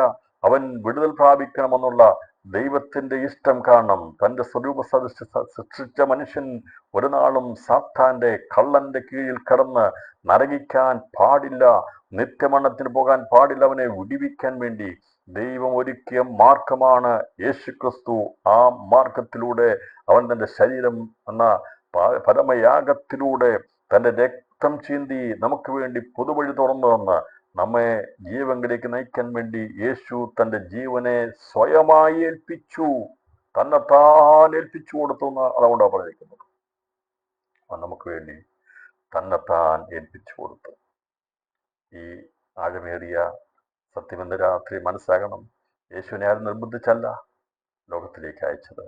പിതാവാം ദൈവത്തിന്റെ സമയമായപ്പോൾ പുത്രനാം ദൈവം പിതാവാം ദൈവത്തിന്റെ ഇഷ്ടത്തെ, അവന്റെ ഉള്ളിലുള്ള ആഗ്രഹത്തെ പൂർത്തീകരിക്കാൻ വേണ്ടി അവൻ സ്വമനസാൽ മനുഷ്യവേഷത്തിൽ ലോകത്ത് വരുവാനിടയെത്തുന്നു. പിതാവിന്റെ ഇഷ്ടമായിരിക്കുന്ന മനുഷ്യവംശത്തിന്റെ ശുദ്ധീകരണത്തിന് വേണ്ടിയാണ് പുത്രനായിരിക്കും ദൈവം ആ കാലസമ്പൂർണതയുടെ സമയം വന്നപ്പോൾ അവൻ ഒരു മനുഷ്യനായി ലോകത്തിൽ വന്നത്. അവന്റെ കഥ പറഞ്ഞത്, ഇത് ഞാൻ സ്വയമായിട്ട് വന്നതാണ്. പിതാവാൻ ദൈവത്തിന്റെ ഇഷ്ടം നമുക്കറിയാം. പിതാവിന്റെ ഇഷ്ടം അറിയാവുന്നൊരു മകൻ അവനെ സ്നേഹിക്കുന്നെങ്കിൽ ആ ഇഷ്ടം പൂർത്തീകരിക്കുന്നത് പോലെ ആ സമയമായപ്പോൾ പിതാവിന്റെ ഇഷ്ടം പൂർത്തീകരിക്കപ്പെടാൻ വേണ്ടി തൻ്റെ പുത്രനായിരിക്കുന്ന ക്രിസ്തു ലോകത്തിൽ ആ ശരീരത്തിൽ വരികയും അവൻ നമുക്ക് വേണ്ടി യാഗമായി തീർന്ന് നമ്മെ വീണ്ടെടുക്കുവാൻ ഇടയായി തീർന്നതുകൊണ്ട് പറയുന്നത്, ഭാവിക്കാം ഈ കൽപ്പന എൻ്റെ പിതാവിൽ നിന്ന് എനിക്ക് ലഭിച്ചിരിക്കുന്നു. പിതാവിന്റെ തീരുമാനവും ദൈവത്തിന്റെ ആലോചനയുമായിരുന്നു. പിതാവാം പുത്രനും പരിശുദ്ധാത്മാവും അടങ്ങുന്ന ദൈവത്തിന്റെ ആ തൃത്വ ആലോചനയിൽ നിന്നാണ് മനുഷ്യനെ സൃഷ്ടിക്കപ്പെട്ടത്. അവരുടെ വീണ്ടെടുപ്പ്, അവരുടെ ജീവിതത്തിന്റെ നിയന്ത്രണം, അവർ സിംഹാസനത്തിൽ അവനോടുകൂടി ഇരിക്കുന്നതൊക്കെയും അനാദികാലത്ത് ദൈവത്തിന്റെ ആലോചനയിൽ നിന്ന് ഉയർന്നതാണ്. ആ ആലോചനയുടെ പൂർത്തീകരണത്തിലാണ് ഞാനും നിങ്ങളുമായിരിക്കുന്നത്. അതേക്കുറിച്ച് കർത്താവ് സംസാരിച്ചു കഴിഞ്ഞപ്പോൾ അതിന്റെ അടുത്ത ഭാഗം പറഞ്ഞിരിക്കുന്നത്, ഈ വചന നിമിത്തം യഹൂദന്മാരുടെ ഇടയിൽ ഭിന്നതയുണ്ടായി. യേശു ഇങ്ങനെ സത്യത്തെ തിരുവചനത്തിന്റെ അടിസ്ഥാനത്തിലൂടെ വെളിപ്പെടുത്തി സംസാരിക്കുമ്പോൾ ഇവർക്ക് വേണ്ടതുപോലെ ഇത് ഗ്രഹിച്ചെടുക്കാൻ കഴിയുന്നില്ല. സാധാരണ രീതിയിൽ ഇന്നും സാധാരണ ഒരു രീതിയിൽ വായിച്ചാൽ ഈ 10-ാം അധ്യായത്തിന്റെ ആഴം അത്ര മനസ്സിലാകത്തില്ല. ഇന്ന് നമുക്കത് മനസ്സിലാകുന്നില്ലെങ്കിൽ അന്നത് യഹൂദന്മാർ സംസാരിക്കുക അതത്രയും മനസ്സിലായില്ല. പക്ഷേ ഇവർക്ക് എന്തൊക്കെയോ സംശയങ്ങളുണ്ടായി, എന്തൊക്കെയോ ഇവൻ പറയുന്നല്ലോ, എന്താണെന്ന് മനസ്സിലാക്കാൻ കഴിയാതെ പോയി. പറഞ്ഞല്ലോ, സുവിശേഷം യോഹന്നാന്റെ സുവിശേഷം വായിക്കുമ്പോൾ അത് വേഗത്തിൽ അതിൻ്റെ ആഴം എല്ലാവർക്കും പെട്ടെന്ന് മനസ്സിലാക്കാൻ കഴിയത്തില്ല. ഇനിയും ഇതിൻ്റെ അകത്ത് എത്രമാത്രം ചിന്തിച്ചാലും പുതിയ പുതിയ ആശയങ്ങൾ, പുതിയ പുതിയ ചിന്തയിനകത്ത് മറിഞ്ഞെടുക്കുന്നുണ്ടെന്ന് അറിയാമോ? അപ്പം അങ്ങനെ ദൈവത്തിനകത്ത് മറിഞ്ഞെടുക്കുന്ന മർമ്മങ്ങൾ അന്ന് അവർക്ക് വേണ്ടതുപോലെ മനസ്സിലാക്കിയെടുക്കാൻ കഴിഞ്ഞില്ല. ഇന്നും വായിക്കുമ്പോൾ ദൈവത്തിനകത്തെല്ലാം നമുക്ക് മനസ്സിലാക്കാൻ സാധിക്കുന്നില്ല പ്രിയപ്പെട്ടവരെ. എത്രയോ മർമ്മങ്ങൾ ഇനി ഇതിനകത്ത് മറിഞ്ഞു കിടക്കുന്നുണ്ട്. എന്നാൽ ദൈവം നമുക്ക് വെളിപ്പെടുത്തുന്ന ദൈവത്തിൻ്റെ വചനത്തിനായി സ്തോത്രം ചെയ്തുകൊണ്ട് അത് നമ്മൾ ഭിന്നത ഉണ്ടാകുകയല്ല. കർത്താവ് സംസാരിക്കുമ്പോൾ, ദൈവം നമ്മോട് ഇടപെടുമ്പോൾ, ദൈവവചനം കേട്ട് നാം കൂട്ടായ്മ കൂടി ബൈബിൾ ക്ലാസ് പങ്കെടുത്ത് പോകുമ്പോൾ നമ്മുടെ ഇടയിൽ ഭിന്നതയല്ല ഉണ്ടാകുന്നത്, നമ്മുടെ ഇടയിൽ ഐക്യതയുണ്ടാകുന്നത്. ഒരേ ഒരേ വഴിയിലേക്ക്, ഒരേ ലക്ഷ്യത്തിലേക്കുള്ള ഐക്യതയ്ക്ക് വേണ്ടിയാ ദൈവജനം പഠിപ്പിക്കുകയും ചെയ്യുന്നത്. ഒരിക്കലും ഭിന്നിപ്പിച്ചു വിടാൻ വേണ്ടിയല്ല. അപ്പോൾ യേശു സംസാരിച്ചു കഴിഞ്ഞപ്പോൾ ആ വചനം കേട്ട നിമിത്തം യഹൂദന്മാരുടെ ഇടയിൽ പിന്നെയും ഭിന്നതയുണ്ട്. കാരണം അവർക്ക് ഒന്നും അത് ഗ്രഹിക്കാൻ സാധിച്ചില്ല. അവരിൽ ഭിന്നതയുണ്ടാകുകയാണ്. അങ്ങനെ എന്തൊക്കെയാണ് യേശു സംസാരിക്കുന്നുള്ളത് തിരിച്ചറിയാൻ കഴിയാതെ പിന്നെ ഇങ്ങനെ പല സന്ദർഭങ്ങളിൽ ഭിന്നതയുണ്ടായതിനെക്കുറിച്ച് 7-ാം അധ്യായം 43-ാം അധ്യായത്തിലും വാക്യത്തിലും 9-ാം അധ്യായം 16-ാം വാക്യത്തിലും ഇതേക്കുറിച്ച് രേഖപ്പെടുത്തി. ഇങ്ങനെ പല സമയങ്ങളിൽ ഭിന്നതയുണ്ടായതിനെക്കുറിച്ച് പറഞ്ഞിട്ടുണ്ട്. അപ്പോൾ പിന്നെയും ഭിന്നതയുണ്ടായി. അപ്പം കഥാവ് ഇങ്ങനെ സംസാരിക്കുന്നത് എന്താണെന്നുള്ളത് ഇവർക്ക് ഓരോ സന്ദർഭങ്ങൾ ഉണ്ടാകുമ്പോൾ അവർ ഭിന്നത ഉണ്ടാകുകയാണ്. അവരിൽ ഒരു ഐക്യത ഉണ്ടാകുന്നില്ല. അവരുടെ ആശയങ്ങൾ തമ്മിൽ പൊരുത്തപ്പെടുന്നില്ല. അതിനകത്ത് ഒരാൾ പറയുമ്പോൾ മറ്റുള്ളതിനെ ഖണ്ഡിക്കാൻ വേണ്ടി എഴുന്നേൽക്കും. എന്നാൽ ദൈവമക്കളെ സത്യവചനം കേട്ട് കഴിയുമ്പോൾ, സത്യാത്മാവില പറയുന്നെങ്കിൽ കേട്ട് കഴിയുമ്പോൾ ഭിന്നിപ്പിച്ചല്ല പോകുന്നത്. സ്തോത്രം പറഞ്ഞ സന്തോഷത്തോടെ നമ്മുടെ കൂട്ടായ്മ കൂടിയിട്ട് ആരാധന കഴിഞ്ഞിട്ട് ദൈവവചനം കേട്ട് നമ്മൾ പോകുമ്പോൾ ഭിന്നിച്ചാണോ പോകുന്നത്? അല്ല. ചിലപ്പോൾ സംശയമൊക്കെ കാണും. സംശയമുണ്ടെങ്കിലും ഒരിക്കലും ഭിന്നതയുണ്ടാകത്തില്ല. നമ്മളൊരു പക്ഷേ കേട്ടു വന്ന വിഷയത്തിൽ നിന്ന് വ്യത്യസ്തമായിട്ടുള്ള ചിന്തകൾ മനസ്സിലാകുമ്പോൾ സംശയം ഉണ്ടാകാം. അതൊരിക്കലും ഭിന്നിപ്പിക്കുകയല്ല. നമുക്കത് മനസ്സിലാക്കി തരുമ്പോൾ അതിന് ദൈവത്തിന് സ്തോത്രം ചെയ്യുവാൻ ഇടയാത്തരും. ഇവിടെ ഭിന്നതയുണ്ടായി. അവരിൽ പലരും അവന് ഭൂതമുണ്ട്, അവൻ ഭ്രാന്തനാകുന്നു, അവൻ്റെ വാക്ക് കേൾക്കുന്നത് എന്തിനെന്ന് പറഞ്ഞു. യേശു ക്രിസ്തുവിനെ നോക്കിയിട്ട് പറയുക, ഇവൻ്റെ വാക്ക് കേട്ടില്ലേ? ഇവൻ എന്താ പറയുന്നത്? ഇവൻ വാസ്തവത്തിൽ ഒരു ഭൂതഗ്രസ്തനാണ്, ഇവന് ഭ്രാന്തുണ്ടെന്ന് പറഞ്ഞു. ഇത് പറയും അറിവ് കൂടി ഭ്രാന്ത് പിടിക്കുന്നു. ഇവരങ്ങനെ ആ രീതിയിലാണ് പറഞ്ഞത്. ഇവന് ഭൂതമുണ്ട്, അവൻ ഭ്രാന്തനാകുന്നു. യേശുവിനെ അന്നത്തെ ലോകം ഭ്രാന്തനെന്നാ വിളിച്ചെങ്കിൽ ഇന്നും സത്യമായി നിൽക്കുന്നവരെ ലോകം പറയും എന്നൊക്കെ വട്ടാണെന്ന് പറയും. അതുകൊണ്ടാണ് വിശ്വാസത്തിലേക്ക് ഇറങ്ങിത്തിരിക്കുമ്പോൾ മറ്റുള്ളവർ പറയുന്നത് ജാതികളിൽ നിന്നും വംശങ്ങളിൽ നിന്നൊക്കെ വേർതിരിഞ്ഞ് ഒന്നുമില്ലാത്തവരായിരിക്കുന്നവരുടെ കൂടെ കൂടുമ്പോൾ നമുക്കൊന്നും കൂടെ കാണിക്കുവാനായിട്ടില്ല. ഇറങ്ങിത്തിരിക്കുമ്പോൾ പറയും അവർക്ക് വട്ടുപിടിച്ചെന്ന് പറയും. അതെ, അവർ വട്ടുപിടിച്ചവരാ. ഇവര് എവിടേക്കാ പോകുന്നത്, എന്തിനാ ഇവർ പോകുന്നത് എന്നുള്ള ചിന്തകൾ ഉണ്ടാകുന്നത് തന്നെ. അന്ന് യേശുവിന് സംസാരത്തിലൂടെ അവൻ്റെ ജീവിതത്തെ വീക്ഷിച്ചു കഴിഞ്ഞപ്പോൾ ഇവർ പറയുക, ഇവന് ഭൂതമുണ്ട്, അവൻ ഭ്രാന്തനാകുന്നു. അതേക്കുറിച്ച് 7-ാം അധ്യായം 20-ാം വാക്യത്തിലും അതുപോലെ 8-ാം അധ്യായം 49, 8-ാം അധ്യായം 52 വാക്യങ്ങളിൽ ഈ പറയുന്ന കാര്യങ്ങൾ നമ്മൾ ഇതിനു മുമ്പ് ചിന്തിച്ചിട്ടുണ്ട്. അപ്പോൾ ഭിന്നത ഉണ്ടായിക്കഴിഞ്ഞവർ പറയുകയാണ്, അവൻ ഭൂതമുള്ളവനാ, ഭൂതഗ്രസ്തനാ. ശരിയായിട്ടുള്ള ഒരു ജ്ഞാനത്തിൽ സംസാരിക്കുന്നത് ഭ്രാന്തനാ പറഞ്ഞാൽ ഇവർക്കൊന്നും മനസ്സിലാകുന്നില്ല. പക്ഷേ യേശു സംസാരിക്കുന്നതിൻ്റെ ഇപ്പം മനസ്സിലായാലും ഇത് വായിച്ചു കഴിയുമ്പോൾ ഒന്നും മനസ്സിലാകാത്ത രീതിയിൽ ആയിപ്പോയി അവർ. എന്നാൽ ഇത് വളരെ ശ്രദ്ധയോടെ ശ്രദ്ധിച്ചിരുന്ന പത്രോസ്, യാക്കോബ്, യോഹന്നാൻ, അങ്ങനെ കർത്താവിൻ്റെ ശിക്ഷകണങ്ങളിൽപ്പെട്ടവർക്ക്, യുവതി ഒഴികെയുള്ളവർക്കെല്ലാം ഇതിൻ്റെ ആഴങ്ങൾ മനസ്സിലാക്കിയെടുക്കുവാൻ സാധിക്കുമായിരുന്നു. അതുപോലെ സാധാരണക്കാരായിരിക്കുന്ന മനുഷ്യർക്ക്, ദൈവത്തിന് കൃപ ലഭിച്ചവർക്കത് ഗ്രഹിച്ചെടുക്കുവാൻ കഴിയുമായിരുന്നു. മറ്റൊരു കൂട്ടർ ഭിന്നിച്ചു പോകുമ്പോൾ യേശുവിനെ അനുഗമിക്കുന്ന ഒരു കൂട്ടർ അവൻ്റെ പിന്നാലെ ഉണ്ടായിരുന്നു. ഞാൻ പറഞ്ഞല്ലോ, എല്ലാവരും അവനെ വിട്ടുപോയി. ഇത് കഠിനോപദേശം ആർക്ക് കേൾക്കാൻ കഴിയുമെന്ന് പറഞ്ഞ് വിട്ടുപോയ ശേഷം യേശുവിൻ്റെ പിന്നാലെ ആൾക്കാർ വന്നില്ലെന്നല്ല, വിട്ടുപോയി. പക്ഷേ വീണ്ടും അവങ്കിലേക്ക് ആകർഷിക്കപ്പെട്ട അനേകർ വലിയൊരു കൂട്ടം ഉണ്ടായെന്നാണ് നാം അന്നും വായിപ്പാട്ടടിയാത്തത്. ഭിന്നതയുണ്ടായി, ഭൂതമുണ്ട്, അവൻ്റെ വാക്ക് കേൾക്കുന്നത് എന്തിനെന്ന് പറഞ്ഞു. ഇന്നത് മുതൽ ലോകം ചോദിക്കുന്നത്, എന്തിനാ സുവിശേഷ പ്രസംഗം കേൾക്കുന്നത്? എന്തിനാ ഈ ഭ്രാന്തന്മാരുടെ ഉപദേശം കേൾക്കുന്നത്? നമുക്ക് നിൽക്കുന്നിടത്ത് നിന്നാൽ പോരെ, നല്ലവരായിട്ട് ജീവിച്ചാൽ പോരെ എന്നുള്ള ചോദ്യങ്ങൾ പല കോണുകളിൽ നിന്നും ഉണ്ടാകാറുണ്ട്. ഇങ്ങോട്ടൊന്ന് പോയി ഇവർ പറയുന്ന പോലെ യേശു രക്ഷിതാവാന്ന് പറഞ്ഞ് ഏതെങ്കിലും ഒരു വെള്ളത്തിൽ പോയി മുങ്ങിയാൽ എന്താണ് പ്രയോജനം? എന്താണ് ഈ വചനത്തിൻ്റെ സുവിശേഷ പ്രത്യേകത എന്ന് ചോദിക്കും. എന്നാൽ പ്രിയപ്പെട്ടവരെ, ഈ ഒരുപക്ഷെ മറ്റുള്ള വിചാരിക്കുന്നത് നമ്മൾ സുബോധമില്ലാത്തൊരു വട്ടുപിടിച്ചവരുമാണെന്നാണ്. കാരണം ഒരിടത്ത് നിൽക്കുന്നിടത്ത് ഒരുത്തിനെ പറിച്ചെടുത്ത് കൊണ്ടുവന്ന് അവനെ എഴുന്നേൽപ്പിച്ച് യേശു ദൈവമാണെന്ന് അവനെ കൊണ്ട് പറയിപ്പിച്ച് വെള്ളത്തിൽ മുക്കിയെടുത്താൽ എന്താ പ്രയോജനമെന്ന് ചോദിക്കുമ്പോൾ അവർക്ക് അതിൻ്റെ പിമ്പിൽ മറിഞ്ഞിരിക്കുന്ന കാര്യം രഹസ്യമെന്താണെന്ന് അറിയത്തില്ല. എന്നാൽ അവർ ഭ്രാന്തൻ എന്ന് പറയുന്ന ഭ്രാന്തനാശയം എന്ന് പറയുമ്പോൾ നമ്മൾ പറയും ഇത് പരിജ്ഞാനത്തിൻ്റെ മാർഗമാ, നീതിയുടെ മാർഗമാ. ഇന്ന് രാത്രിയിലും രക്ഷിക്കപ്പെട്ട ദൈവജനം പറയണം, ലോകം നമ്മളെ ഭ്രാന്തന്മാരെന്ന് പറയുമ്പോൾ നമ്മുടെ യേശുവിനെ, ഈ മാർഗം ഉപദേശിച്ചവനെ, ഈ മാർഗത്തിന് ഉടമസ്ഥനായവനെ അന്നത്തെ ലോകം ഭ്രാന്തനെന്നും ഭൂതഗ്രസ്തനെന്നാ പറഞ്ഞെങ്കിൽ, വട്ടുപിടിച്ചെന്നാ പറഞ്ഞെങ്കിൽ അവനെ അനുഗമിച്ചവരെ കുറിച്ചും സത്യവിശ്വാസത്തിൽ നിൽക്കുന്നവരെ കുറിച്ച് ഇത്തരം കാര്യങ്ങൾ പലരും പറയും. പക്ഷെ എന്നാൽ യഥാർത്ഥത്തിൽ കുറച്ച് കഴിയുമ്പോൾ മനസ്സിലാകും ഇവർ ഭ്രാന്തി പിടിച്ച വട്ടന്മാരല്ല, ഇവർ ശ്രേഷ്ഠന്മാരാണെന്ന് അവരെ കൊണ്ട് തന്നെ പറയിക്കുന്ന സാക്ഷ്യങ്ങളും നമുക്ക് കേൾക്കാൻ കഴിയും. വിശ്വാസത്തിൽ വന്നവരെ കുറിച്ച് പ്രാരംഭത്തിലുള്ള പൊതുജനത്തിന്റെ ഇടയിൽ പല ഭിന്നതകളും ഉണ്ടായി, പലതും പറയും. പട്ടുപിടിച്ചവരാണ്, ഭ്രാന്തന്മാരാണെന്ന് പറയും. പക്ഷേ കുറച്ച് കഴിയുമ്പോൾ ജീവിതത്തിന്റെ മാറ്റം കണ്ടുകൊണ്ട് അവർ തന്നെ പറയും ഇവർ ശ്രേഷ്ഠന്മാരാ, മറ്റുള്ള വ്യത്യസ്തമുള്ളവരാ. പ്രിയപ്പെട്ടവരെ, അങ്ങനെ ആക്കി തീർത്തെടുത്തത് ക്രിസ്തുവിന്റെ വചനമാ നമ്മെ മാറ്റിയെടുത്തത്. പരിശുദ്ധാത്മാവിന്റെ ആ ഇടപെടൽ മുഖാന്തരമാ നമുക്കൊരു വ്യത്യസ്തത ജീവിതത്തിൽ തന്നിരിക്കുന്നത്. അപ്പോൾ ക്രിസ്തുവിനെ നോക്കി അന്ന് അവന്റെ സംസാരം കേട്ടിട്ട് അവർ പറഞ്ഞത് ഇവൻ ഭ്രാന്തനാണ്, ഇവന്റെ ഉപദേശം കേൾക്കുന്ന എന്തിനാ, ഇവൻ ഭൂതഗ്രസ്തനാണെന്നൊക്കെ പറഞ്ഞെങ്കിലും നമുക്ക് പിന്നീട് കാണാൻ സാധിക്കുന്നത് കോടിക്കണക്കിന് എണ്ണിക്കൂടാത്ത വലിയൊരു പുരുഷാരമാണ് യേശുവിനെ രക്ഷകനെന്നും ദൈവമെന്നും പറഞ്ഞുകൊണ്ട് ജീവിതത്തിൽ അവനെ സ്വീകരിച്ച് ലോകത്തു നിന്നും മാറ്റപ്പെട്ടുകൊണ്ടിരിക്കുന്നത്. അതുകൊണ്ട് അവൻ തുടങ്ങിയ പ്രസ്ഥാനം ഒരു ഭ്രാന്തന്റെ പ്രസ്ഥാനമല്ല, വട്ടുപിടിച്ച പ്രസ്ഥാനമല്ല, ഭൂതഗ്രസ്തന്റെ പ്രസ്ഥാനമല്ല. ഇത് നിത്യജീവന്റെ ധാരാളമായി നൽകുന്ന വരുവാനുള്ള ലോകത്തെക്കുറിച്ചും നിത്യതയെക്കുറിച്ചും പ്രസ്താവിക്കുന്ന പരിജ്ഞാനത്തിന്റെ വചനങ്ങളാണ്. ദൈവത്തിന്റെ വചനം ലോകത്തിനത് മോശത്വമായി തോന്നാം, ഭ്രാന്തായി തോന്നാം. എന്നാൽ ദൈവജനം പറയും ഞങ്ങൾക്കിത് ഭ്രാന്തല്ല, ഞങ്ങൾക്ക് സുബോധം തന്നതാ, ഞങ്ങൾക്ക് പ്രത്യാശ നൽകിയതാ, ഞങ്ങൾക്ക് സന്തോഷം തന്നതാ, ഞങ്ങൾക്ക് സമാധാനം തന്നതാണ് ഈ സുവിശേഷം.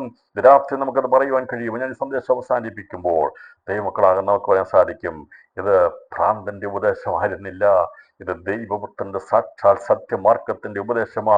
അവനിൽ വന്നതുകൊണ്ട് ഞങ്ങൾക്ക് സുബോധമുണ്ട്.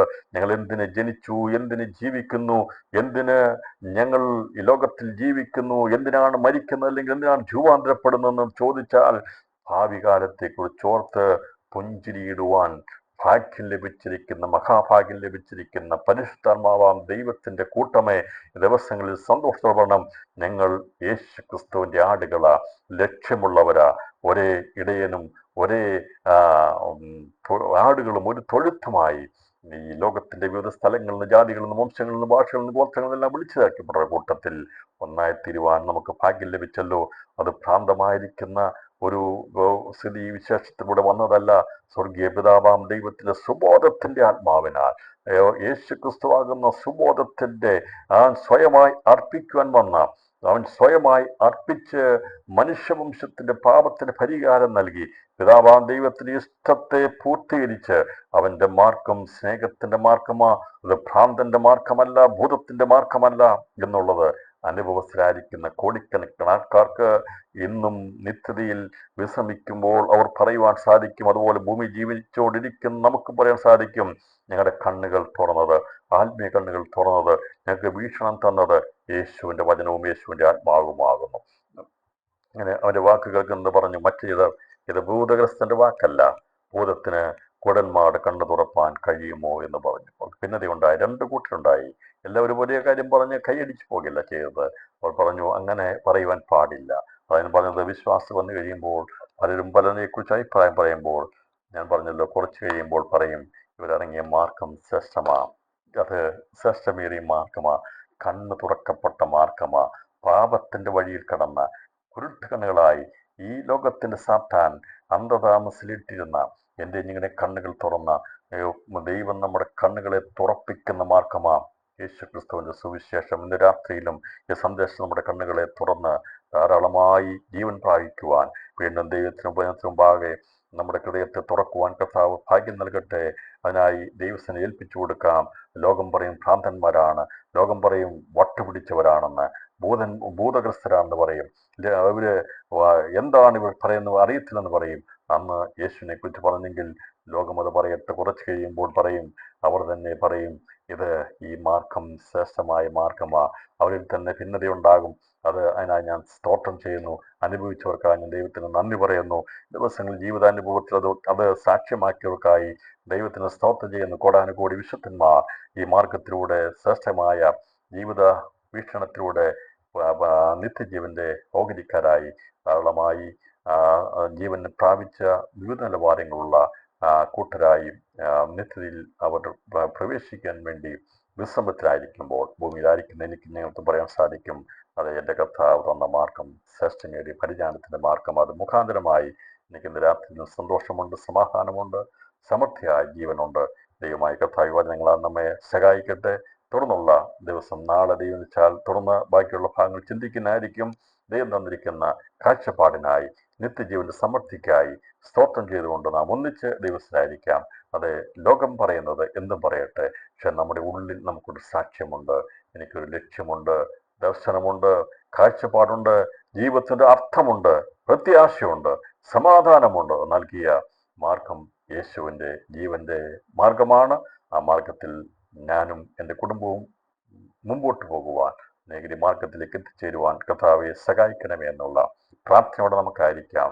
ദൈവമായ കർത്താവ് വചനങ്ങളാൽ നമ്മെ ധാരാളമായി അനുഗ്രഹിക്കട്ടെ എന്ന് ആഗ്രഹിച്ചുകൊണ്ട് പ്രാർത്ഥിച്ചുകൊണ്ട് വചനത്തിൽ വിരാമിടുന്നു. ദൈവമായ കർത്താവ് നമ്മെ ഏവരെയും ധാരാളമായി അനുഗ്രഹിക്കട്ടെ.